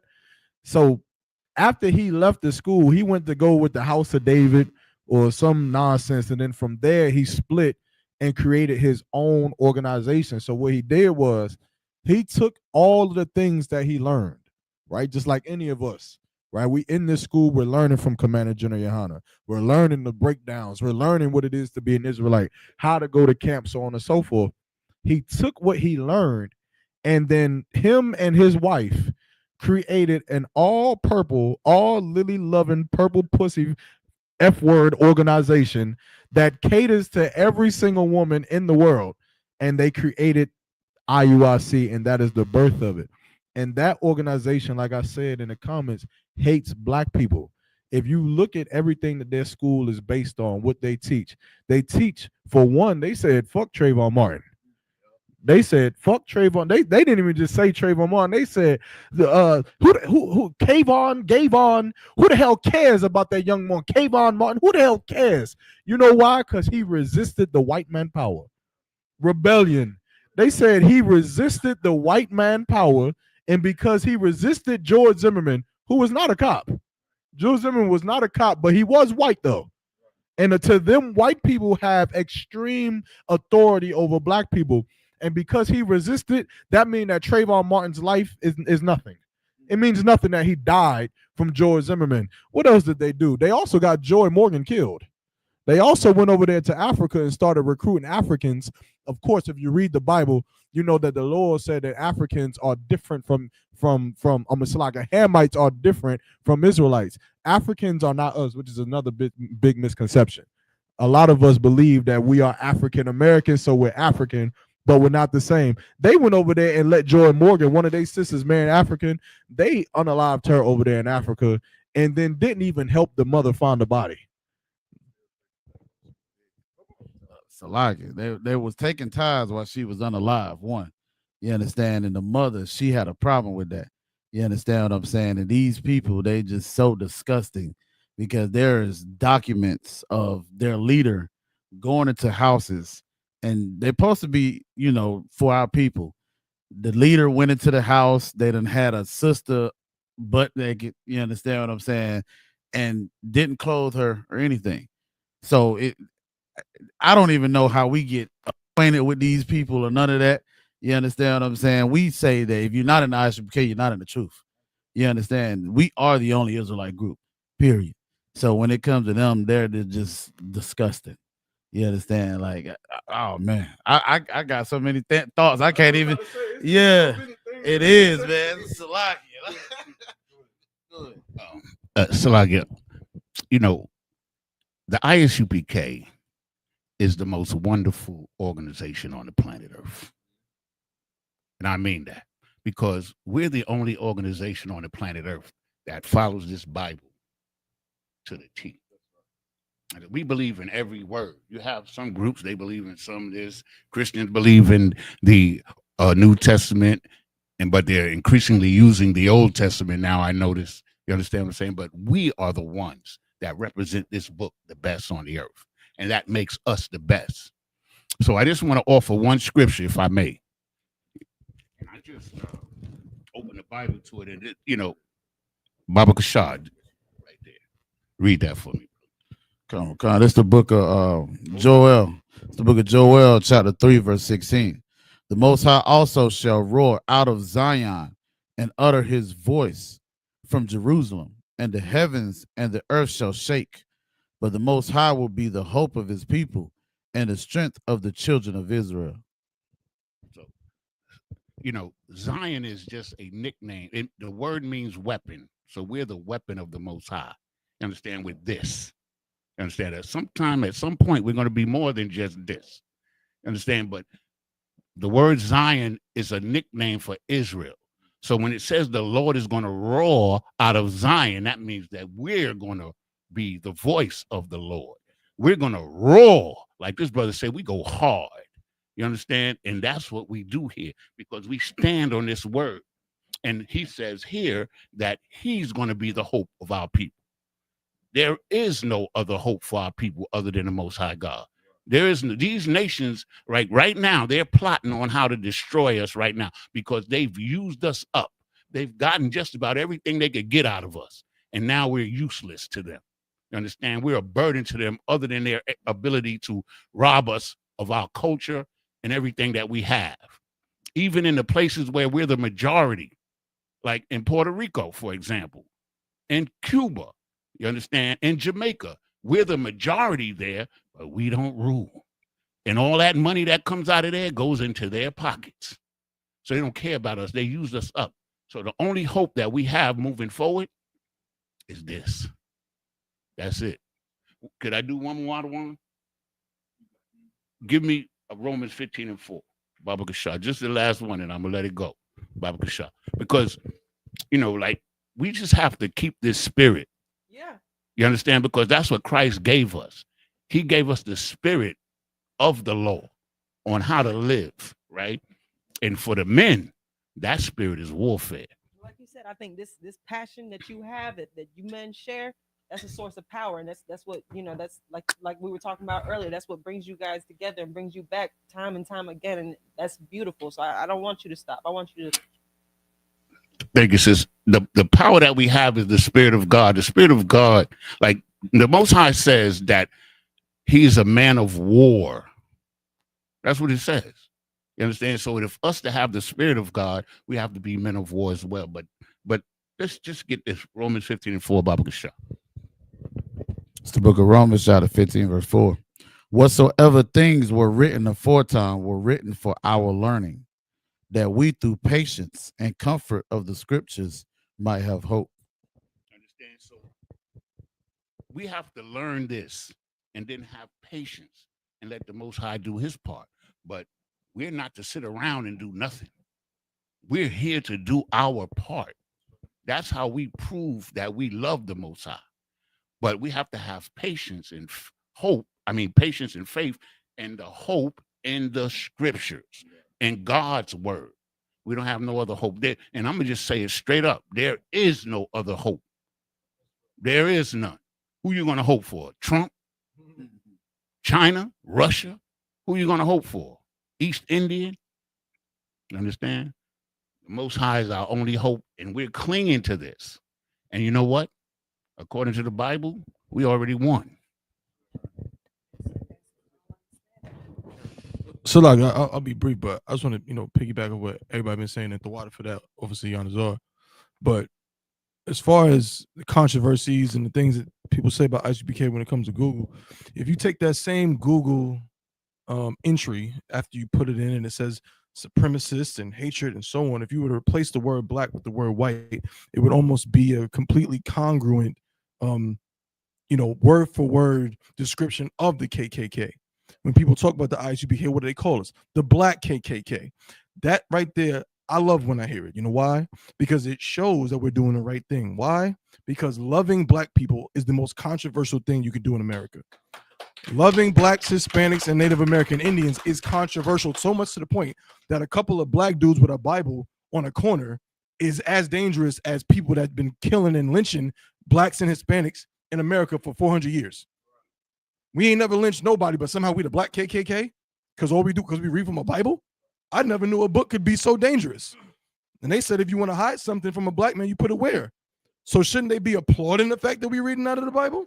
Shouldn't everyone be happy? But no one's happy. Why? Because we love our people. Because we go to the ghettos of America. We go to Cornwallis. We go to McDougal Terrace. And we love the people that no one else wants to love.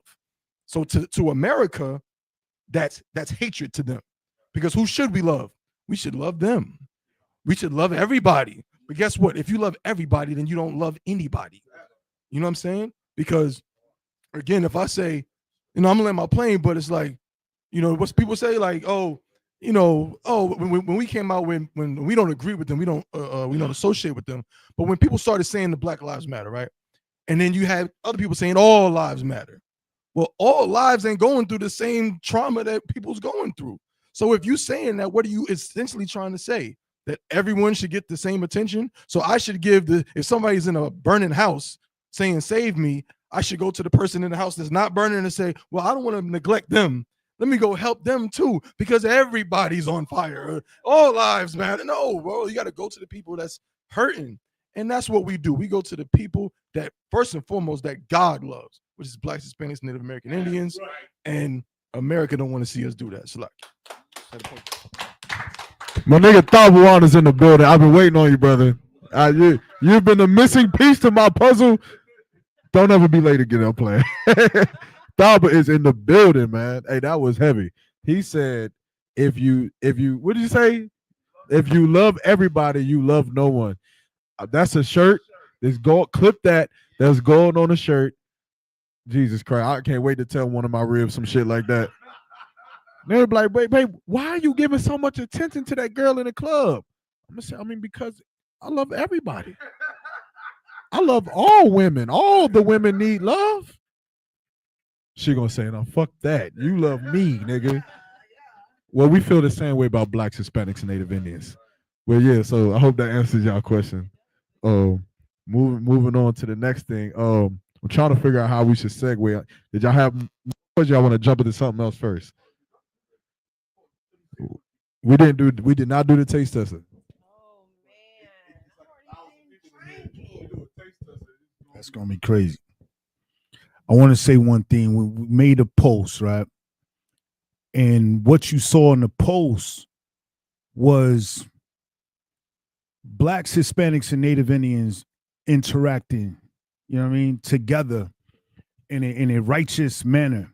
There was no killing, right? There was no thievery. There was no child molestation. There was nothing wicked about it, right? But the first thing, one of the first things you see is someone say, look, if you want to know about this group, they're a hate group. They're this. And it's like, what is your intent? You know what I'm saying? And me being professional, you know what I'm saying? I saw through it. So I was like, okay, well, thank you for your curiosity. You know what I'm saying? But let me correct you. You know what I'm saying? Because what you're doing is when the next reader comes up or someone else comes to view the page, they see that, they're like, oh, I've seen enough then. They're a hate group. You know what I'm saying? Yet, all these brothers up in here, before they was in this truth, was wicked as hell, myself included, right? Before we was in this truth, right? Everything was on the table that we could do. There was nothing that was going to stop us or prevent us from scamming you. You know what I'm saying? From gaming you up, being with you, and then leaving you. You know what I'm saying? There was nothing that was going to keep us from selling you a pack. You know what I'm saying? Shooting up dope, robbing. You know what I'm saying? We did it all. We them same niggas that's out there in Bragtown. That's us. You know what I'm saying? What you see now is the spirit of the Lord that was brought down through the ISUPK under Commanding General Yohana. What you see now is that we all believe in the same thing. You want to change Day? You want to change Jerome? You got to bring them in here into our trooper program. And that's what you need to ask about. Everybody out here, you need to ask about the trooper program, coming into the school and actually shedding yourself for the world. That's what we all had to do. We came in here, we shut our mouth, we don't know nothing. We had to unlearn everything we learned in this wicked world that's designed to keep us in slavery. You understand? Once you do that, then you will be filled with the scriptures. You'll be given an opportunity to learn from men better than you. And every man above me is better than me. And I had to recognize that. You know what I'm saying? When I came upon the prophets and I saw them at the camp, normally before I was in the truth, I sized brothers up. I'm like, yo, you know what I mean? You can't fuck with me. What up? But these cats is 5 feet tall. You know what I'm saying? Dawadah, Abraham. And there was a spirit on them. I was like, yo, these brothers are strong. There's something about them. I don't know what it is, but that was me being carnal. You know what I'm saying? But I've come in here. I've met the best brothers I've ever met in my whole life. Anyone speaking against the ISUPK, yeah, it's going to be a problem. I have a problem with it, but we also have an obligation to conduct ourselves in the way that the men above us taught us. But the trooper program is the solution. You want to help Day, bring him into class, right? Consistently. Let him unlearn. Let him learn who Christ is. How dare us, any of us, care about our life, our finances, our relationships, or anything when our life is not our own? We were given a second chance by a man who did not sin, who gave us a chance, a second chance. He gave us this opportunity. You understand? So whatever the Lord will have me do, I will do, because this life ain't mine anyway. This breath I own. You know how much we've done in this world that we find out in this Bible through the scriptures that we've been sinning, celebrating birthdays, getting tattoos. You know what I'm saying? A lot of things we didn't know. Eating pork, we didn't know was a sin. But when we find out we've offended the Lord, we offended our Father. Now it's like, you know what? Forget my rap dreams and my music production dreams. I got to go to camp. I got to serve my brothers. And believe. And let me tell you, people think we've known each other for years. I didn't know these brothers before this truth, but best believe I will die for this brother. I will kill for this brother. I will kill for this brother and this sister over here. You know what I'm saying? And that's all of us. You can go to Japan and find a school.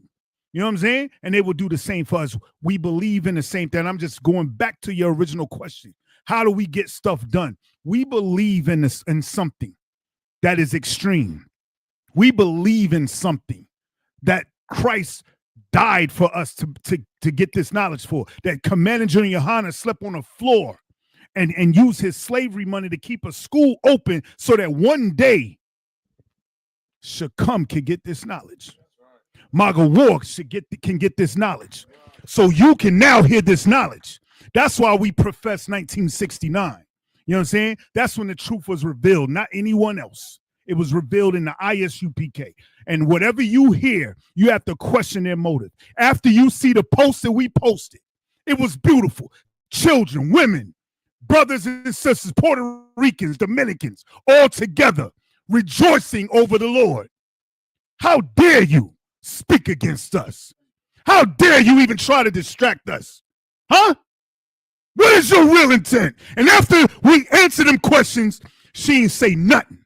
She shut up, talking about I'm happy to poke the bear. You a devil, and we know you a devil. You understand? And you're not going to stop this movement. We're going to free Day. Day-Day's gonna come up in here, become a trooper, and get free. Jerome is gonna come up here and get free. Because we were ordered to love our people. You know what I mean? Shalom. Damn right. For sure. So something my friend was asking about this trooper program. Mhm. You speak about Day and Jerome, and you know I see you have sisters among you. How can a woman walk into this organization if they wanted to be a part of it? Great question. Excellent question. A sister in the Bible, I forgot, I think it's in Galatians, where Paul said there's neither Jew nor Greek, bond nor free, man nor female. And a lot of people get that scripture misconstrued because they think it's talking about Israelites versus heathens. It's not. But what that scripture is talking about, that there is going to be a day where no matter what you thought you were, you're going to have to answer to the Lord alone. And Christ is going to be there, and the Lord and the angels is going to be there. You're going to be by yourself. And it's not going to matter whether you thought you was a Jew. It's not going to matter whether you considered yourself to be a Greek or an American or British or Canadian or whatever you consider yourself, or whether you're a man or a woman. You have to take this walk the same way a brother does. So to answer your question, a sister has to walk into this school the same way your brother does. You got to come in here. You have to cover your head. You got to put that head wrap on, because you'll read the scriptures and you'll see what the Lord said, that a woman dishonoreth her head if she is in the school. You understand? Proper listening to the teachers while her head is uncovered. You'll put on the modest apparel. You're going to learn to uncorrupt your speech, how to be more kind, how to be more delicate, how to be more like a flower that's waiting to be plucked by one of these roughneck brothers up in here. You'll learn how to become that thing. And as you come into the school, you'll do your 90 days where you're shedding yourselves of the world and learning how to be a woman that is the standard of God. You'll learn that, not the fuck being a standard of bad housewives of Hollywood and the housewives of Atlanta. They what they call it, baddies, bad girls club. You want to be the baddest bad girl club? Why don't you be a standard of God? Why don't you be his standard? They should make that a TV show. We should do that shit. Who can be the standard of God housewife? They would all fail the first day. But sisters will come in here like this sister right here. They give this sister right here a hand. Sister Sapayar. This sister has done what you're asking. She walked into this school. She didn't know anything about this school or how to be a part of the school. She covered her head. She came in here as humble as could be. And ever since she's gotten her name, she's been nothing but a servant to the Lord and a help to the brothers in here since day one. That is what you got to do. That's what you do for any sister who comes into the school. You bring your daughters, you bring your sons, you walk the same long path that we walk, and then we start to build this kingdom, the kingdom of heaven, from the ground up. Answer your question? Sign Christ. Where we at now? I rocked them, made me ready for camp. I'm about to just give me Romans 9:4 real quick. Now play. Man, but I got the chat up on the thing. Let me see if y'all want to go there real quick. Yeah, let's go check the comments section. You can check out the comments. I used to be, let me see, Mr. Tony U. Brown said, is used to be an Israelite in 1995 in Brooklyn, New York City. It used to be. Oh, okay. What that mean? So, I used to be Superman. I quit. Go ahead, man. Before I get on. Listen, this is the problem with us saying that we're Israelites, right? People think that it's just some religion or some belief. It's an identity. So if you was an Israelite, you don't stop being an Israelite. First off, you got these wacky tacky Christians that think that you can be, wacky tacky, otherwise Salaki, that think that you could be a spiritual Israelite. That is nowhere in the scriptures, period. We are Israelites by blood. It's a bloodline. You understand? So this Negro, whoever he is, talking about he used to be an Israelite, it's just like the scripture says that if you was with us, then you would have surely remained with us. But even so, it's like a lot of people, they fear stepping into the face, or like, what does it say? Ezekiel, I will make your head hard against their head. You understand? And that's what our people fear. I remember Captain Mashak said, we're the people that you hate, but we the villains that you need. You understand? They hated Spider-Man, but Spider-Man was saving the world. Call us Spider-Man, call us the superheroes, because we're those ones. We're going to stand in the face of adversity and say that the white man is the goddamn devil the Bible speak of. And everybody's thinking it.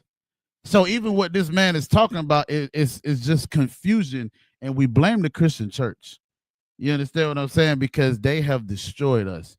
You can never stop being an Israelite because it's not a religion. It's by blood. Salakis. Real quick, if I may. In actuality, according to the Bible, right? Like in the world, we're the bad guys. But in the Bible, we're the heroes. We're the good guys. We're the winners. Oh, son, Christ.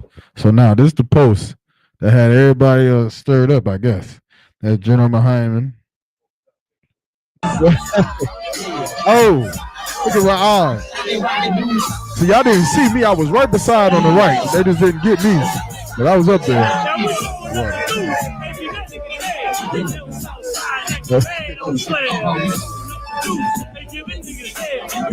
Yeah. Hey, it's the car. Yeah, see, I see a lot of brothers got to do the two-step. Y'all sisters love this.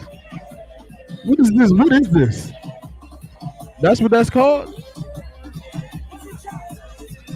Like just get in a circle and dance. And y'all think we crazy for freestyling. They look at us like we're crazy. Huh? We freestyle? Oh, we the biggest freestylers in the world, basically. Oh yeah. So hey, I don't know what I'm thinking about.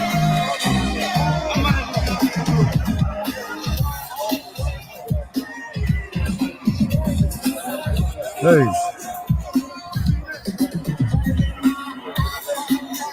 That's how you gain. That's how a sister gain rank right there. You gotta get good at that line dancing.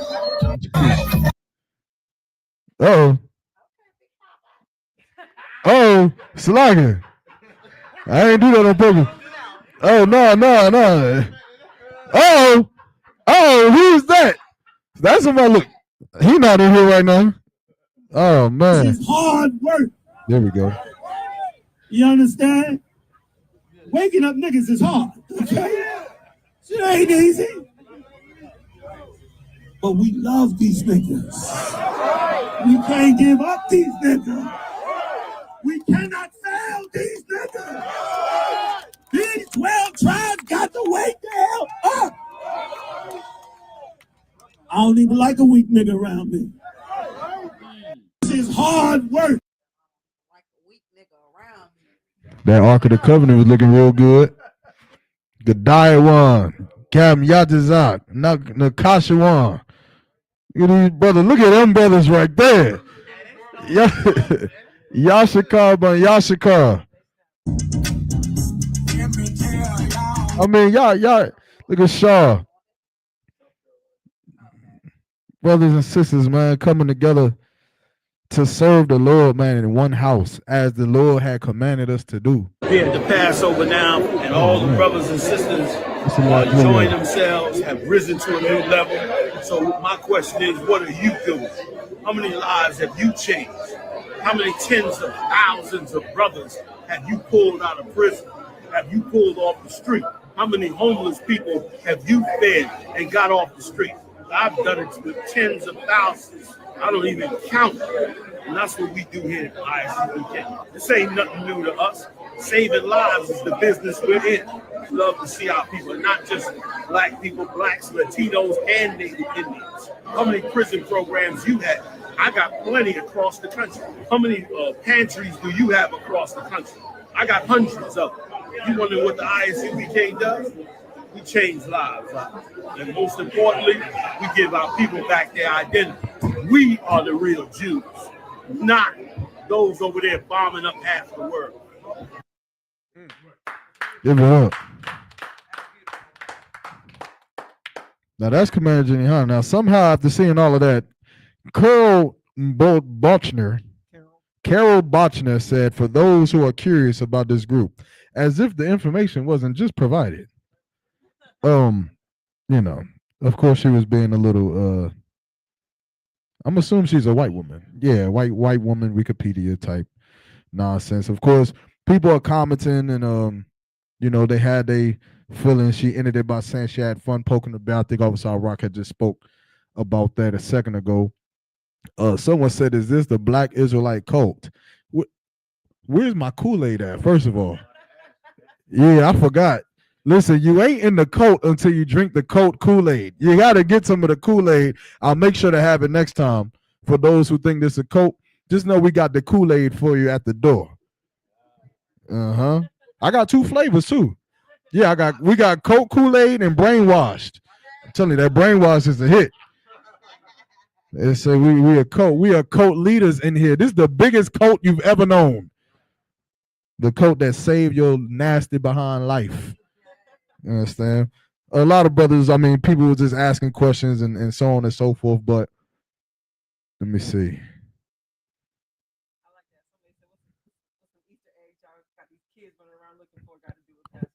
Oh yeah. Yeah, Easter, all of that nonsense, man. But you know, I'm trying to find, there was one in particular that I had, like, can't remember where it was, but no sweat, we ain't gonna harp on this for too long. But yeah, so just from your observation, what have you seen in the comments? Like, what was something that stood out to you, or you know, just in general that you know is worthy of mentioning? You know, not just in the comments. You know, after my first interaction with you guys, and I've gone around and I'm working on a program myself, and I've mentioned you guys to other people, and they've echoed the same thing I've heard in the comments. Oh, that's a hate group. Oh, that's this, that's that. And again, I think all of that misconception ties back to these other motherfuckers who we're not going to name, you know, perpetuating what you guys do in a twisted way, in a way that isn't in line with what you guys do. And you know, like I said, I want more people to understand what's going on inside of this building, and not just what they read on Wikipedia, on Google. And you know, that's, I think a lot of our instinct is, when we don't know something, to go straight to Google, type it in, and I showed you guys what pops up first when you type ISUPK on Google. It says an extremist hate group, and that's not what I found inside this building. That's not what I found in these men that I've spoken to. I found something profound in here. That if I could not have cut you off, please do, because there's always truth even in the lies that they push. But the context is what I think the problem is. We are an extremist hate group. We extremely hate child molestation. We extremely hate drug addiction. We extremely hate oppression from white people to our people. We extremely hate those things. The problem is that the people or the thing that we hate, they are the problem. And they're the ones that list us. We talked about the Southern Poverty Law Center, right? And y'all did it earlier. And I ain't say nothing about it, but the world usually does this thing where they say the Southern Poverty Law Center labels them as a hate group. I bet you thought that was the government. It ain't. It isn't. It has nothing to do with the government at all. The Southern Poverty Law Center was created by a white man and a black man during the civil rights movement, I think in the 1940s, something like that. And it's just a nonprofit organization. It's just a 501c3 of people who come together, who have law firms and lawyers and stuff like that. And they've done extensive research and looked into different organizations. And they themselves, within their own organization, creates a list of organizations in America that they deem as a hate group. But the way propaganda works is, we believe that if you're under the Southern Poverty Law Center as a hate group, that is a government official title. It's not. But look at how many people have been bewitched into believing that their claim is even reputable. It's not. It's not the FBI. The CIA didn't say it. It's just a 501c3. I could create my own 501c3 and create my own hate group list and just say, look, you on the Yermak hate group list. Does that make it reputable? No. But that just goes to show how much they hate our love for our own people, that they see us feeding our people, teaching our people, healing our people, fighting for our people, not physically, but by using the Bible, as these brothers have said, and they know that that is dangerous, because waking black men up in America, that is the most dangerous thing that you could do if you want to stay in power over them.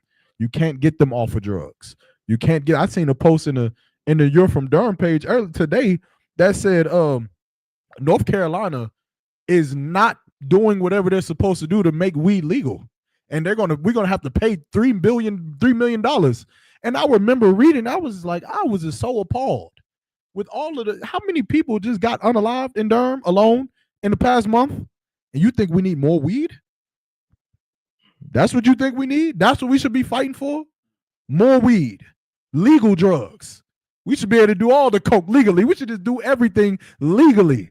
That, we can tax it. As long as we can tax it, right? That just goes to show you that the people that is leading us in this city is leading us into a hellhole. That's exactly where they're leading us to, which is why Durham needs Commander General. Durham needs Commander General to tell you that God said that smoking weed is a sin. And that is the reason why we unaliving each other here in America. You understand? But come on. One more thing about this Southern Poverty Law post. Now imagine when Day, 16-year-old Day, he's interested in the truth, right? His family finds out. What do?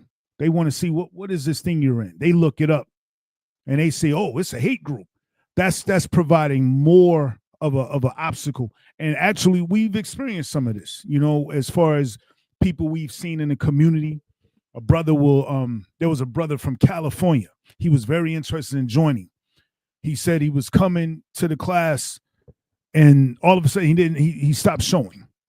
And I was like, I talked to him later, maybe a month later, like, what happened? He said his family, he lived with his family. They looked up the organization and they deterred him. They highly persuaded him to not be a part of it. So the Bible says that he is the most subtle beast in the field. You know what I mean? The Edomite spirit is very cunning and conniving and wicked. They know what they're doing, just like the person who posted it. They knew it's a stumbling block. It may not deter a grown man from joining, but it could deter a sister, who may be impressionable or vulnerable at a time, to hear her parents say, no, that's a hate group. Come to the Westminster Baptist Church, like you grew up in, Shirley Caesar and Juanita Bynum. You got to come here. But I just wanted to point that out, that it is a cunning act. It seems so harmless to make that post, and even to have the post in itself, but to even share it without doing your due diligence. I don't think, I like I was saying before, I came in here after doing my research. I wasn't just blindly coming into an organization.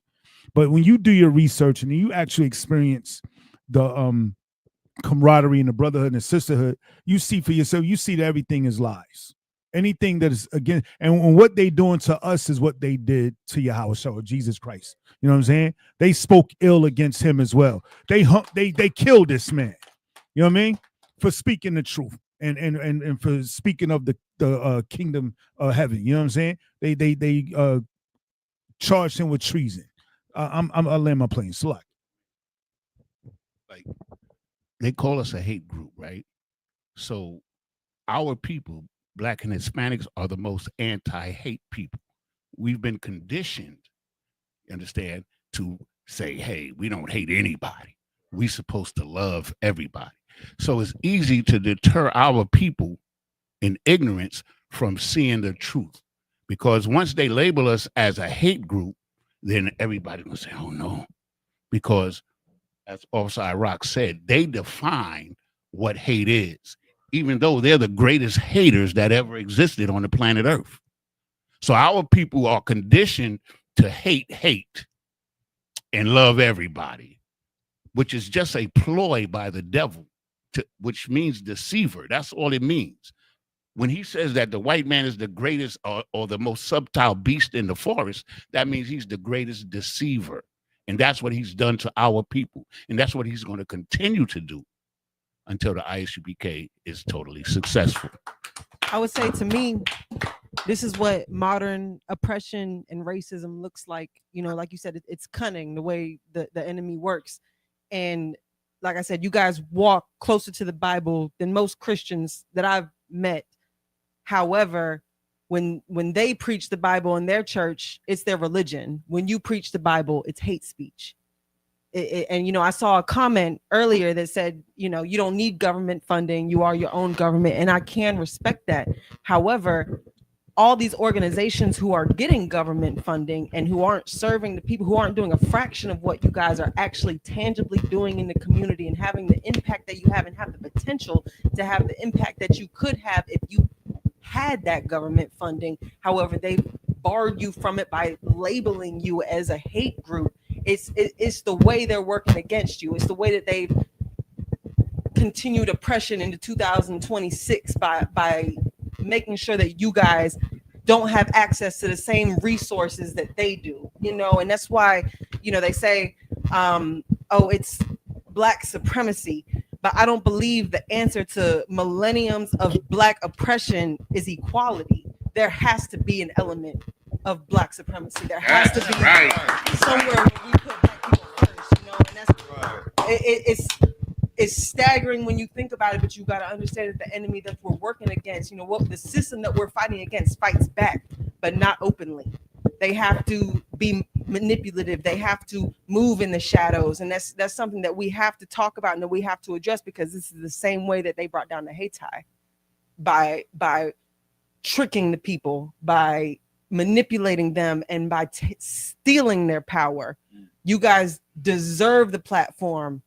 You deserve funding, you know, and it's hard to see this resistance and this pushback to what people just don't understand. And you know, I'm excited to put you guys on this platform that we have in Durham and try to bring more people to the light of understanding what you are. And I'll be the first to say, I don't necessarily agree with absolutely everything you guys say, and I don't believe it's my place to agree with everything you guys say, because you guys have the power to connect to a people that I can't. You guys will attract a young man who will never listen to me, but they'll see the unity and the power of all these men standing together, preaching something so passionately, believing in something so passionately, and uniting in something so passionately that you're going to be able to reach people that I can't reach. And we have to start aligning in a way that I don't care if I agree with you, because my voice doesn't matter more than yours. What you guys are doing is profound and it's important. And I look forward to advocating for you guys and trying to get more people to see what you guys are really bringing to the table, because the internet ain't shit. I think if their only option was to come into this school and see what you guys are really about, none of this rhetoric would exist, because what's in this building is beautiful. And I just really got to commend you guys, because this is amazing. It really is. So appreciate that too. But also this, to throw this out there, Black people have never really had an economic issue. I know they put that in the media, but that's not the problem with Black people. Finances doesn't fix Black people. They could give us all the resources in the world. They can give us millions and millions of dollars, and it ain't gonna fix you. Even the argument of 40 acres and a mule, what is that going to do for the drug addict down the street? What is that going to do for the child molester, for the rapist, for the coveter, for the envier? What is that going to do for a man who does not have enough morality amongst himself to be able to maintain a household? It'll do nothing, which is why for us, you know, Commander Jenny Hanna, he teaches us that Black people's problem is not economics. Iran, Russia, all of these governments and armies and nations that are going to war right now, economics ain't gonna fix them. It ain't gonna. Tell a Ukrainian right now that your problem is economics. They're gonna look at you and say, my problem is I'm getting bombed to piss right now. I don't give a damn on millionaire or poor. We getting bombed, feel the same whether you're rich or not. Our problem is not economics. Our problem is what we are and how we choose to live our lives, which is why what we need is not money. What we need is you sisters and you brothers. That's what we need. Money is here nor there. You understand? We believe and a resource that, you talk about resources that the government is stopping us from getting. Well, since there's a resource that the government could never put his hands on, that resource is God. And that resource is our resource. That resource belongs to us. It's a type of resource that'll free a small amount of Israelites out of one of the greatest captivities ever known to man. To this day, they make movies about it. To this day, they write books about what Moses and the Israelites did. A God that'll spread the sea wide open so that the children of Israel can walk free. And all of Pharaoh and all of his money, all of his economics, all of his power and all of his house and everything that he had, he will look and envy, because he'll realize it didn't matter how much money we had. It didn't matter how much gold, how many gods we served. It didn't matter how cruel we were. These people who decided to not eat pork, who decided to not eat shrimp, who decided to follow the commandments of their God, has a power that'll wipe us out with frogs, that'll wipe us out with locusts, and turn our water into blood. And it just flat out just drown us in the middle of the Red Sea. That's the God that we serve. That's what black people forgot. They've lost their faith. They lost their hope. They see black people dying by the tens of thousands in their neighborhood, and they question whether God even exists. They question the world. This is the problem with us. The problem with us is that we question when we see things happen to our family. We always say, what? God, why do bad things happen to good people? Why not? Why do we question God? Why shouldn't bad things happen to them? Why shouldn't we be dying in the streets of America? Why shouldn't the crime rate get worse in Durham? Why shouldn't it? Shouldn't the drug rate get worse in Durham? Shouldn't it? Or what? We gonna blame God? Let me ask you a question. Out of all of the people that are suffering from drug addiction, incarceration, black on black crime, gang violence, out of all of the numbers and the statistics that increasingly rise in Durham, North Carolina, how many of them numbers have turned around to serve God? None of them. But then we blame him for the punishment that he gives us, because the Christian church has taught us that evil is of the devil. What we should be being taught is that the Lord creates good and he creates evil. He creates the evil to punish you for rejecting his good. You decide that you want to live a lascivious lifestyle. He creates AIDS to kill you. You decide that you want to live a gang violent lifestyle. He creates bullets and drive-bys to kill you, because that's the only way for God to discipline his children. He has to make sure that we're strung out on drugs. He has to make sure that we're homeless. He has to make sure that your husband beats your ass until you realize the reason that we have this cloud over our head that storms on us everywhere we go. A lot of sisters say they're going to move to Atlanta. I'm going to pick up and move to Chicago. You bring you wherever you go, because the problem is not your environment. The problem is you. You're the problem. The reason why our men ain't strong is because we're the problem, not the city. It has nothing to do with McDougal Terrace. Those boards on those households do not make me smoke weed. The boards on them windows do not make me sell drugs. I decide to sell drugs. And until we realize that the only way to take them boards off those windows is not to go and get money. It's not to go and join the government and become some politician and think that, oh, Jeffrey is about to be elected for senator. All of us, he's gonna save all of McDougal Terrace. Until we realize that voting and all of this nonsense is not gonna save black people, and the one true thing that'll save us is our service to the Lord, we're gonna continue in this condition. It'll never work. The white man could give you $1 million tomorrow. You're gonna do amazing things. You're gonna build neighborhoods.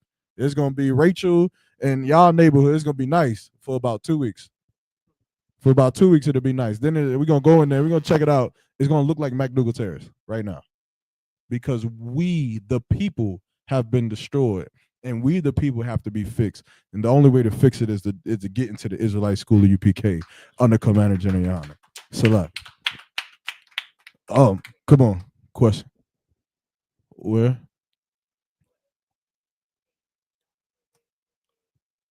Well, y'all see it. Okay. So Oh, Salaki, go ahead. what's the main thing you don't agree with that they can answer is something that I don't expect to change on either one of our sides. It's a great My mother's question. a white woman. Mm-hmm. So I can't deny in history white people have shown inherent evil. That's something that is not written in our history books. That's something that y'all preach, and that's the truth. But because I know at least one person, I know at least my mother is not what I've seen from the history of white people. I can't get behind that ideal entirely. But I also can't deny, even in my own family, that I've seen evil in white people. So I cannot take that away from them, but I can't deny what I know to be true of at least one person. And if I know it to be true of at least one person, I don't know how many more there are. However, my initial impression of white people a lot of the time is the same, that I don't inherently trust them because I had to experience that myself in my own family. I had to find out through shadows and secrets that somebody I thought was pure and was good carried evil and hatred in their heart. And me, you know, I have, my father is Puerto Rican. They tried to hide that from me intentionally. So I understand if they would hide it from me, of course they'll hide it from y'all. If I had to find out through overhearing conversations that my own grandmother looks down on people of color, me having this in my heritage, knowing that I grew up in her household, not knowing how she truly felt about me or my father, my brother, there's an inherent distrust. However, I know for a fact my mother disowned her own parents over their distrust of people of color. I know for a fact my mother fought in silence for people of color, you know, didn't do it on the internet, didn't do it for show, but did it out of the purity of her heart. And I would never try to convince someone else of that, because I would never try to take that away from you. But I also know I couldn't back down from me standing behind who I know her to be. So that's my inherent disagreement. Well, sis, let me help you out, if I could. Please do. When we say that the white man is the devil, it's not personal. It's not about your mother or Mr. John or this man or this sister right here or this woman right here. What it is about like the Lord deals with nations. So that nation of people have been a deceiver unto my nation of people, which is what devil means. That they have deceived my people. They deceived your father, which is what you come from. The Bible says ye are the seed of your father. You sprung out of your father's loins into your mother, but you are his seed. You understand? Like if I take an apple seed and I plant it where bananas grow or where oranges grow or where coconuts grow, what's going to grow? An apple tree. It don't matter what soil I plant. That soil is the host that gives nutrients to the seed that I plant to grow my baby, right? To honor your father is not to dishonor your mother. It doesn't go hand in hand. You don't have to dishonor your mother because she's a white woman. You honor your mother because that's what Israelites do. We're good children. We're good sons and we're good daughters. And we learn from our Father, the Most High, to honor thy mother and thy father. You love your mother with all your heart. You love her to death. Right. And as you love her, you tell her that you learned that the white man is the devil and you're not going to smoke weed no more because of it. You tell her I learned that I'm an Israelite, like my father, an Ephraimite from the tribe of Ephraim. And I'm not going to live this lifestyle that white people gave me anymore. You change your life while you love your mother. That's the Lord. That's the Lord right there. You understand? But it's no different. You got to look at it like this. It's no different than if a man comes into the truth and let's say he was sleeping with a white woman. When you come in here, if you sleep with a white woman, that doesn't change the fact that that's your wife because sex is marriage. So you don't come in here and he got a white woman before you come in here. We say the white man a devil. He said, well, I've been sleeping with a white woman. What am I supposed to do? Well, you gotta keep her. You gotta keep her for the rest of your life because that's your wife. So our laws is not subject or based on skin tone or race or ethnicity or nothing like that. Our laws make us just regardless of who we're dealing with. You understand? So you may have a white woman, a white mother, Salakia, and she may be from the side that has oppressed us. But what we teach is not to condemn her. What we teach is to change you. It's to change you, to change what you do, how you think, what you eat, what you don't eat, how you live, how you don't live. That has nothing to do with her. Shit, I got white people I love. I love Justin Timberlake. I ain't gonna hold you. Well, again, I think that's those layers of misconception. That's why we're here. That's why Yeah. we're here to peel those things back. And hearing that, gives me more. I'll be honest. I love Justin Timberlake. I'll be honest.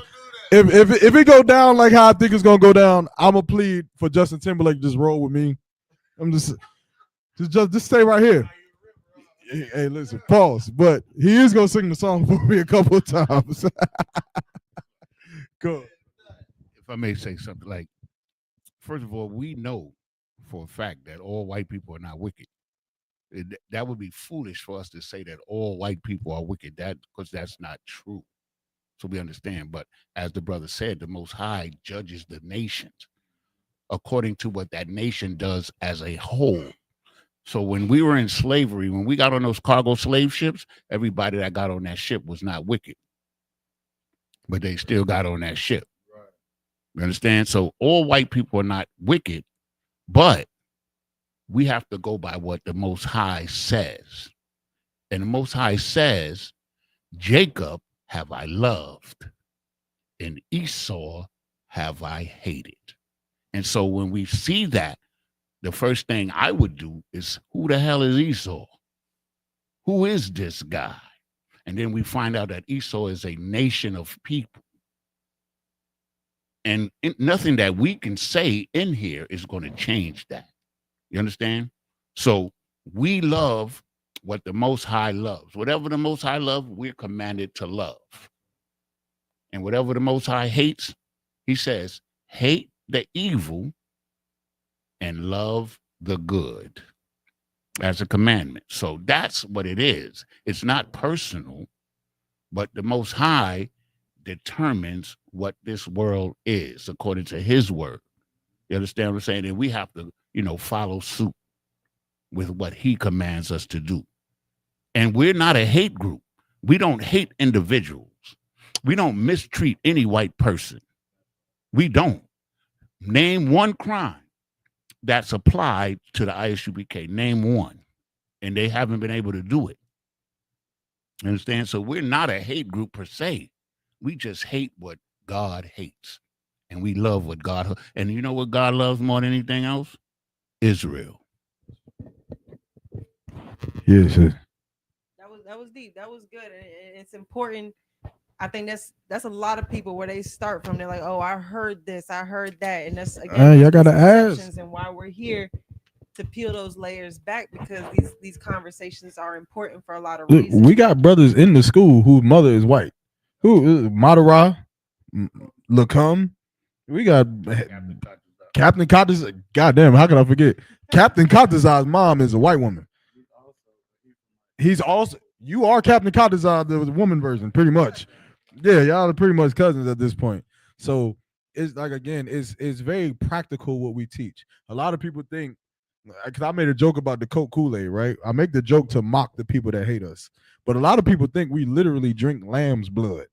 They be thinking that, like, we drink the... Yeah. Oh, no, we cut the lamb for sure. I did it. Yeah. I did it well. I cut it one slice. Yeah. But what we teach is very practical, like Yanazal said. You understand, a lot of, like, we in here, so you see us like these crazy men. This nigga has a master's degree from St. John's in English. The prestigious St. John's in New York University. Give it up for him. I had to put him on the spot. You understand that the captain of North Carolina right now is a math professor in some university right now. I'll be calling him Salagis. My car's on fire. I need your help. He'd be like, okay, the Pythagorean theorem. Hold on, class. 1 second. I'm like, Cat, what was you just teaching? You're like, you gotta mock the mysteries of mathematics.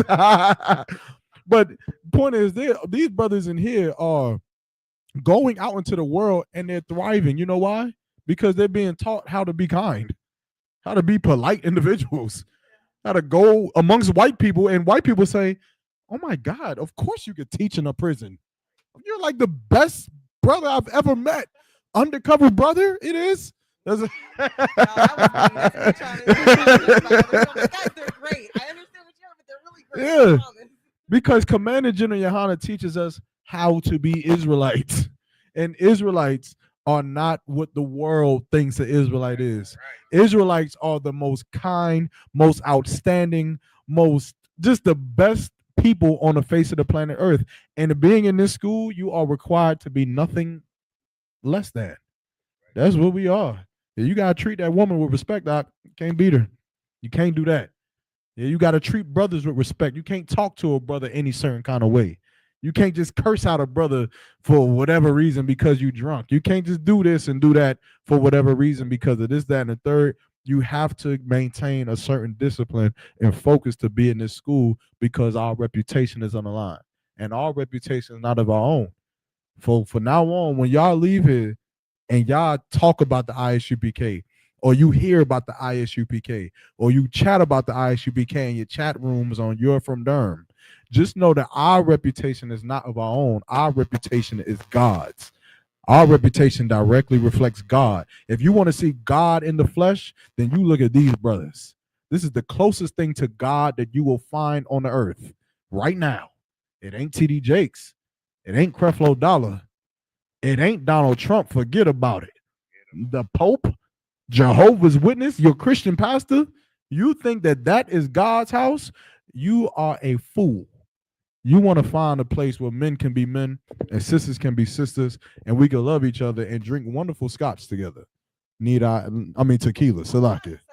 I got the scotch right there, but we didn't get to do it because there's 1,000 people in here, and I do one taste test, and that's all I'm gonna get is a taste test, a little sip, but no sweat. But you see how these brothers interact with each other, and you know that they are the children of God.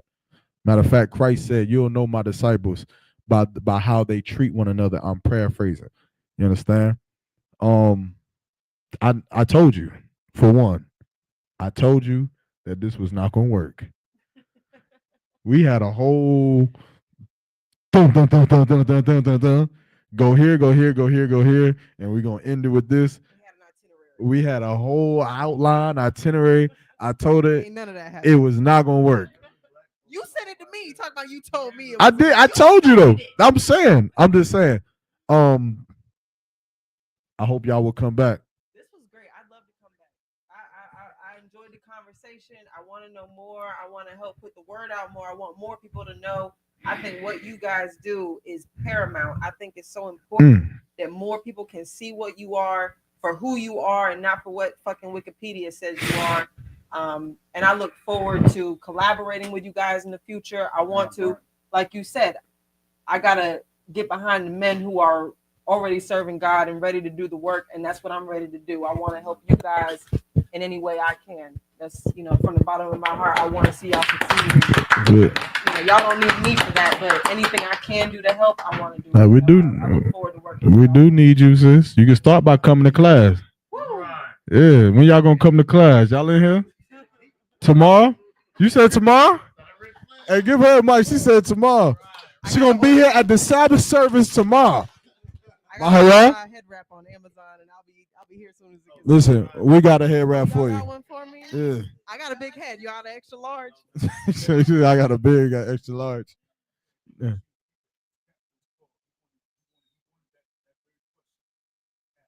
Oh, well, that was it. So that was the Lord. Okay, so like I said, if I could, we gonna be here with Day Day on Monday. Y'all go. So they gonna bring Day Day. So all y'all come to class. Yes. Most High in Christ. Give it up for them sisters, man. They gonna come to class. Come Yashala. Hey, look, y'all don't even need nothing. The sisters from Durham said, we got you, sis. Shout out to the sisters from Durham, North Carolina. Thank you. They watching right now. Everybody's showing love. Everybody participate in the chat. Sure. Everybody who considers themselves part of this organization. I appreciate y'all more than you know, and the city needs you more than anybody knows. I can't wait to see the impact y'all have when more people understand who and what you are. And I know we can get there together. We are stronger together. I truly do believe that. Well, wait till you see what we do for Passover 58. No, I'm playing. I got you.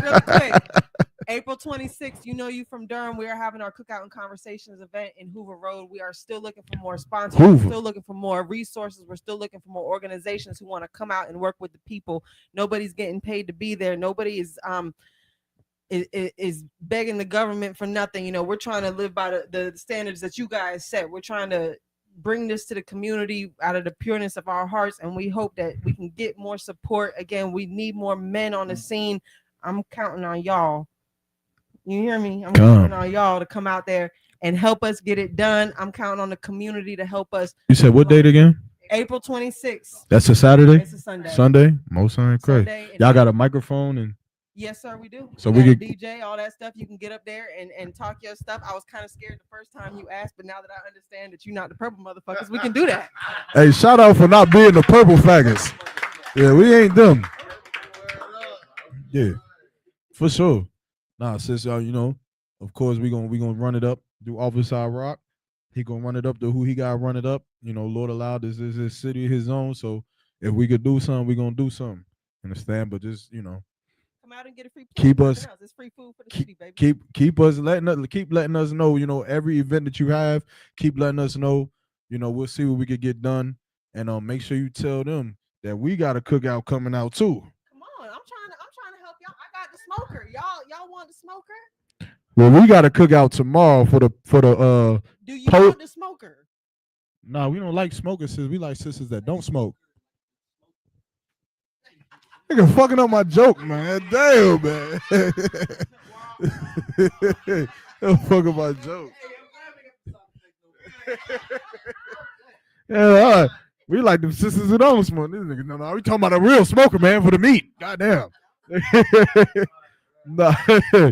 But nah, you said, do we need a smoker though? I got a smoker the size of a minivan, my boy. We can feed the block. Oh, she took it. Hey, but well, we are hosting a if I could, we are hosting a now this ain't no wide range thing, but we are hosting a post Passover cookout, courtesy of Officer 5000 I Rock, Durham, North Carolina. You understand? All Blacks, Hispanics, and Native Indians is welcome. If y'all want to come out, you understand, just hit us up on Instagram or Facebook. They'll give you the address. You know, if you want to donate anything to support the cookout, again, it's just to give the brothers and sisters who had to make a pilgrimage. You understand? Brothers had to travel and go through a lot of hoops and loops and everything outside of that, and money. The brother's shaking his head like, hell yeah. You understand? To make it to the Passover this year, man. But we definitely, brothers made it, so let me see. Oh, let me see it. Ah, damn. All right. Feed everybody. We ain't got to keep the grill running all day. Hey, don't put no more pork in there though. All right, don't put don't put no more pig up in there. She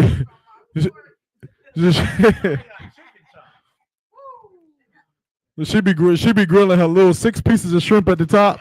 The little 6 pieces of shrimp on the skewer right there. But just to cook out, just to keep the Passover spirit. A lot of brothers had the week off, man. They did a lot of traveling. So, if you want to come out, just hit up Officer Rock or any of us. Y'all can come out, man, and donate. Where we at? Thaba, it's on you. I don't know, man. Look, this has been one hell of a show. We missed a lot of stuff, man. I wanted to talk about that woman, Nita. That was deep. Wait, y'all got 10 minutes? Or y'all gotta go? I'm about to make at least 5. I got 5 minutes. I'm gonna get There was one thing I did want to speak to y'all brothers about, and I didn't want to leave this brother hanging in Durham because this brother did an honorable thing. And if I could, I just want to play this video real quick. This brother right here. Y'all see that? Hold on, let me make sure they can see it. This is in Durham, North Carolina, on Fayetteville Street. And this brother right here, somebody needs to get him a flyer ASAP. Oh, shit, which one is it? Hold on. No, it ain't that. Right here. Someone needs to get this brother a flyer. Right here on Fayetteville Street. I'm born in. Hey, I'm right here on Fayetteville Street. I'm born and raised on Fayetteville Street, my nigga. I just went in there and bought a pack of cigarettes, and I bought this soda right here. And I'm like, damn, it's a lot of damn ingredients in this soda. Killing the youth, killing the kids, killing the kids. This motherfucker in there behind that goddamn counter, this fucking Iranian, this fucking Arab, juvenile ass dude said, fuck them kids. I looked at him like, what you mean, fuck them kids? Nigga, I grew up over here. The fuck you mean, fuck these kids? I'm telling y'all, don't come to this store. And I'm not bullshit. On my dead mama, the man said, fuck these kids around here in this neighborhood.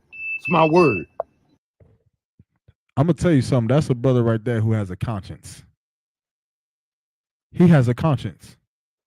It's an undiscovered love for his people that he doesn't even know he has. And that's the type of spirit that belongs in this school so that it could be reformed and redefined into a man of God. That brother right there, I don't know who that is. I have no idea. He said he was buying cigarettes. I have no idea who this is. But to have that feeling, that sense of security over the children of your neighborhood, and for that Arab to say, fuck them kids, it just goes to show how disgusting it is to allow these heathens to come into our neighborhoods that we were raised up in, to get rid of. And what is so powerful is that right there on that same block, in that same shopping center, that parking lot, I could tell you, was a store called the No Black. What was it called? The No Black store?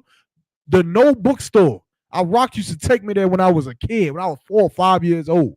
I remember it. And you would go into the store and you would get black literature, black books, Sankofa, Roots, black soaps, and all. You couldn't get no gummy bears filled with THC. You couldn't get no cigarellos or cigarettes or alcohol or none of that inside of that store. They tore that joint down.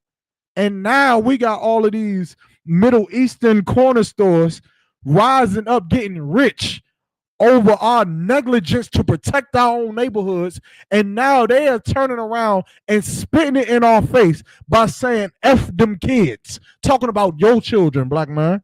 Talking about your children, sister. Talking about them, your child. You understand? Like, y'all don't see the danger in letting these heathens come into our neighborhoods to build these stores up. And you think that what? They gonna ID your son? Your 14-year-old son, when he come to buy a cigarello, you think he gonna like ID him when he come to buy a vape?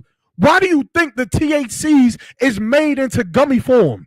Why do you think these drugs is made into gummy worms and gummy bears and candies? It ain't because of grown adults snort cocaine. They do crack.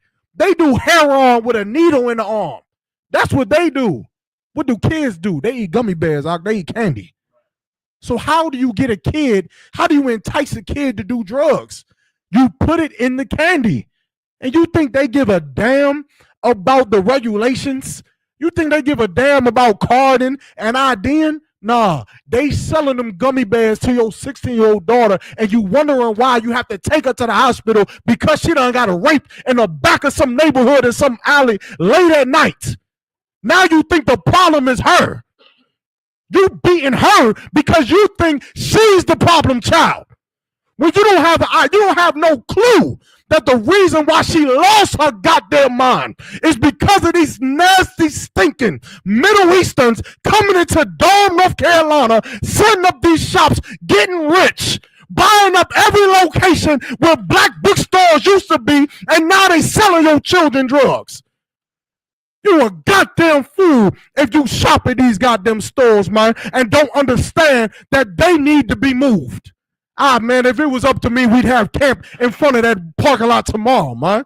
Some nasty, stinking, and I'll be seeing them driving up in Mercedes Benzes, driving up in nice BMWs with the tinted windows, acting like they niggas like us when you nothing like us. Your children aren't being sold drugs by another nation, but you selling drugs to mine. This brother right here, he got a spirit on him that needs to be renewed in the truth, man. Somebody needs to get him brother. If you hearing this, that feeling that you had, that's because you have a love for God that you have not tapped into yet. And you are a soldier for them children that you have not met. And you need to come meet Commander General Yohana. You need to meet him because he'll teach you how to move him. Not to make a video and be mad at him and post it on Facebook. That's a start. Commander General Yohana, he'll give you the keys out to remove him from the fucking world. You'll remove him from the existence of the earth. If you come into this school and you learn how to be a soldier, the Middle Easterns, they won't sell no more drugs to your children no more. They won't do it ever again. You come in here and learn how to serve God, they'll be gone as quick as I can snap my finger. But I want to applaud you for even feeling a certain type of way, because our people, we don't feel nothing for our children anymore because we blame them. We blame our children for being destroyed when we don't even see the poison pipeline that's being put into our neighborhoods by our oppressor. Who you think is giving them the loans and the grants to take them buildings up? Who you think? Them dumb, stupid Middle Easterns. You think they graduated? You think they went to college? You think they got degrees? You think they so good at investing money? You think they run Wall Street? They don't do nothing but dodge bombs. And they dodged the bomb and landed into Durham, North Carolina. And America is at war with their country. And yet America still gives respect to them to give them grants and give them loans so that they can be implanted to further destroy our children, to make the property value go lower and lower and lower by selling us drugs, selling us cigarettes, Black and Milds, cigarellos, Swisher Sweets, selling us these things, man, so that we could turn around and use it, get high, and go out and kill one another on the streets of America, man, while they children go to Durham Academy, while they children wear the hijab in Jordan High School and they get good grades and live a good life and get taught to not go be with the Negroes in the city, man. The water. This is what's happening in our cities, man. And this is what Black people got to wake up to. And with that, I yield. I want to take it a step further. You know, you're talking about the THC gummies, What? about what they sell openly. And I want to say it's deeper than that. I want to say it's not a coincidence that all these homeless camps and all these zombies are walking around these Arab stores. We have documentation of owners of these stores getting arrested for possession of ingredients of bath salts with intent to distribute. I have personal knowledge of store owners allowing distribution of heavy drugs outside of their store, inside of their store, into the community. And I think we got to start addressing the fact that these homeless camps and these drug addicts are not in a place where they're not being served drugs. And they happen to be in Durham, centered around these Arab-owned stores. If you look on Holloway Street, if you look on Pilot Street, where are these people at? Outside of those same corner stores. Is that a coincidence? Can I prove it? No. But at some point, we got to start looking deeper than what we see on the surface, because we already know that we're conditioned to ignore certain things. This is something that I clocked last year. Can you pull that screenshot back up? A lot of y'all know, a lot of people that work for the city come to me with some information. So this was something that a police officer passed on to me last year. This is when the owner of the Big Apple Food Mart on Holloway Street was arrested and charged with several things involving, you know, the operation of the gambling and whatnot on the premises, but also with the possession with intent to distribute Schedule II substance. And what that was the primary ingredient in bath salts.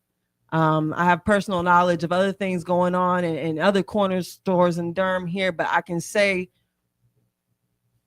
within my own wheelhouse, within my own operation, I believe that these people are involved much deeper in the decline of society than what we want to acknowledge.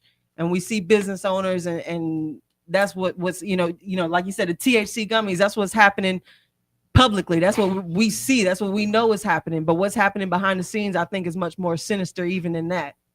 And we got to start acknowledging that some people really are here to see the downfall of a society for their own profit. And this last year. This was a year ago, yes, sir. All of But it wasn't published in the news. This was something that a police officer sent me personally, and I didn't find a single article on it. A secure bond. Big Apple Food Mart on Holloway Street. Now this is the one that got caught. This had happened just last year. Imagine how long he's been doing this.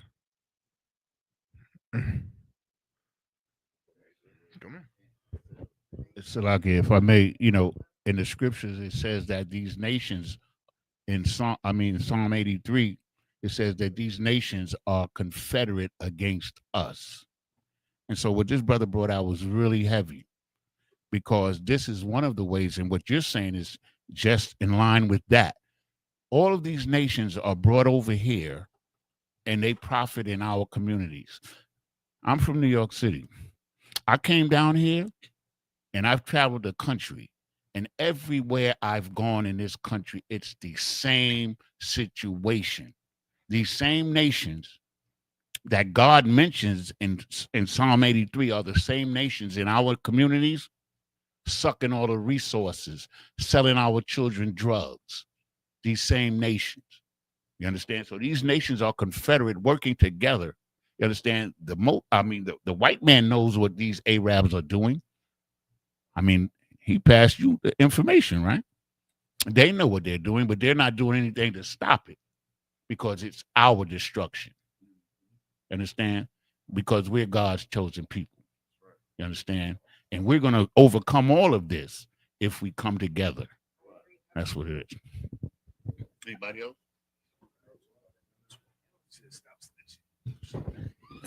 Hey, look, I want to. I got police informants. Relax. Who's in the comments? Flames is in the comments. All right, hey Flames. All right, Devil. Anyway, hey, catch us next time, Flames. Be on time. White people are always late. Anyway. You mad, my boy? White people always late and they suffer from micro penis. So just be mad about that on another time. Tell me or your therapist how you really feel on another time. Hey, look, this has been one hell of a show, man. Make sure y'all tune into the Chainbreakers podcast on YouTube, also on Facebook, Twitch, everywhere that we at, man. Again, we want to say the water to everybody that tuned in, the water to the guests that we had, Rachel, and again, what was your nickname? Smoothie. I'm fucking with you, Smoochie. Shout out to Smoochie and Rachel, all of the brothers, Officer 5000, I rock on the live. We got Officer 1000 on the Czar, Officer 1000 Dabawan, of course, Quadum, myself, Makawa, Mahayar is on the computer. Get Mahayar here. We got Magawa in the stands, held Shema for a little bit. Shema the bar in the back. Also, Sister Sapa, y'all give her a hand for being in here, man. Sister Strong in the truth. And of course, Commander General Yahana, man, he's the biggest one. You understand? The water to him for everything that he's done and holding on to this truth so that we can even do this show, man. So with that, what happened? We got a troll? Who? Oh, no. Hey, the Flame Charlotte's fine. He like 5'3". Anyway, man. Hey, look, with that, we about to go ahead and end the class, man. The water for coming out. Shalom.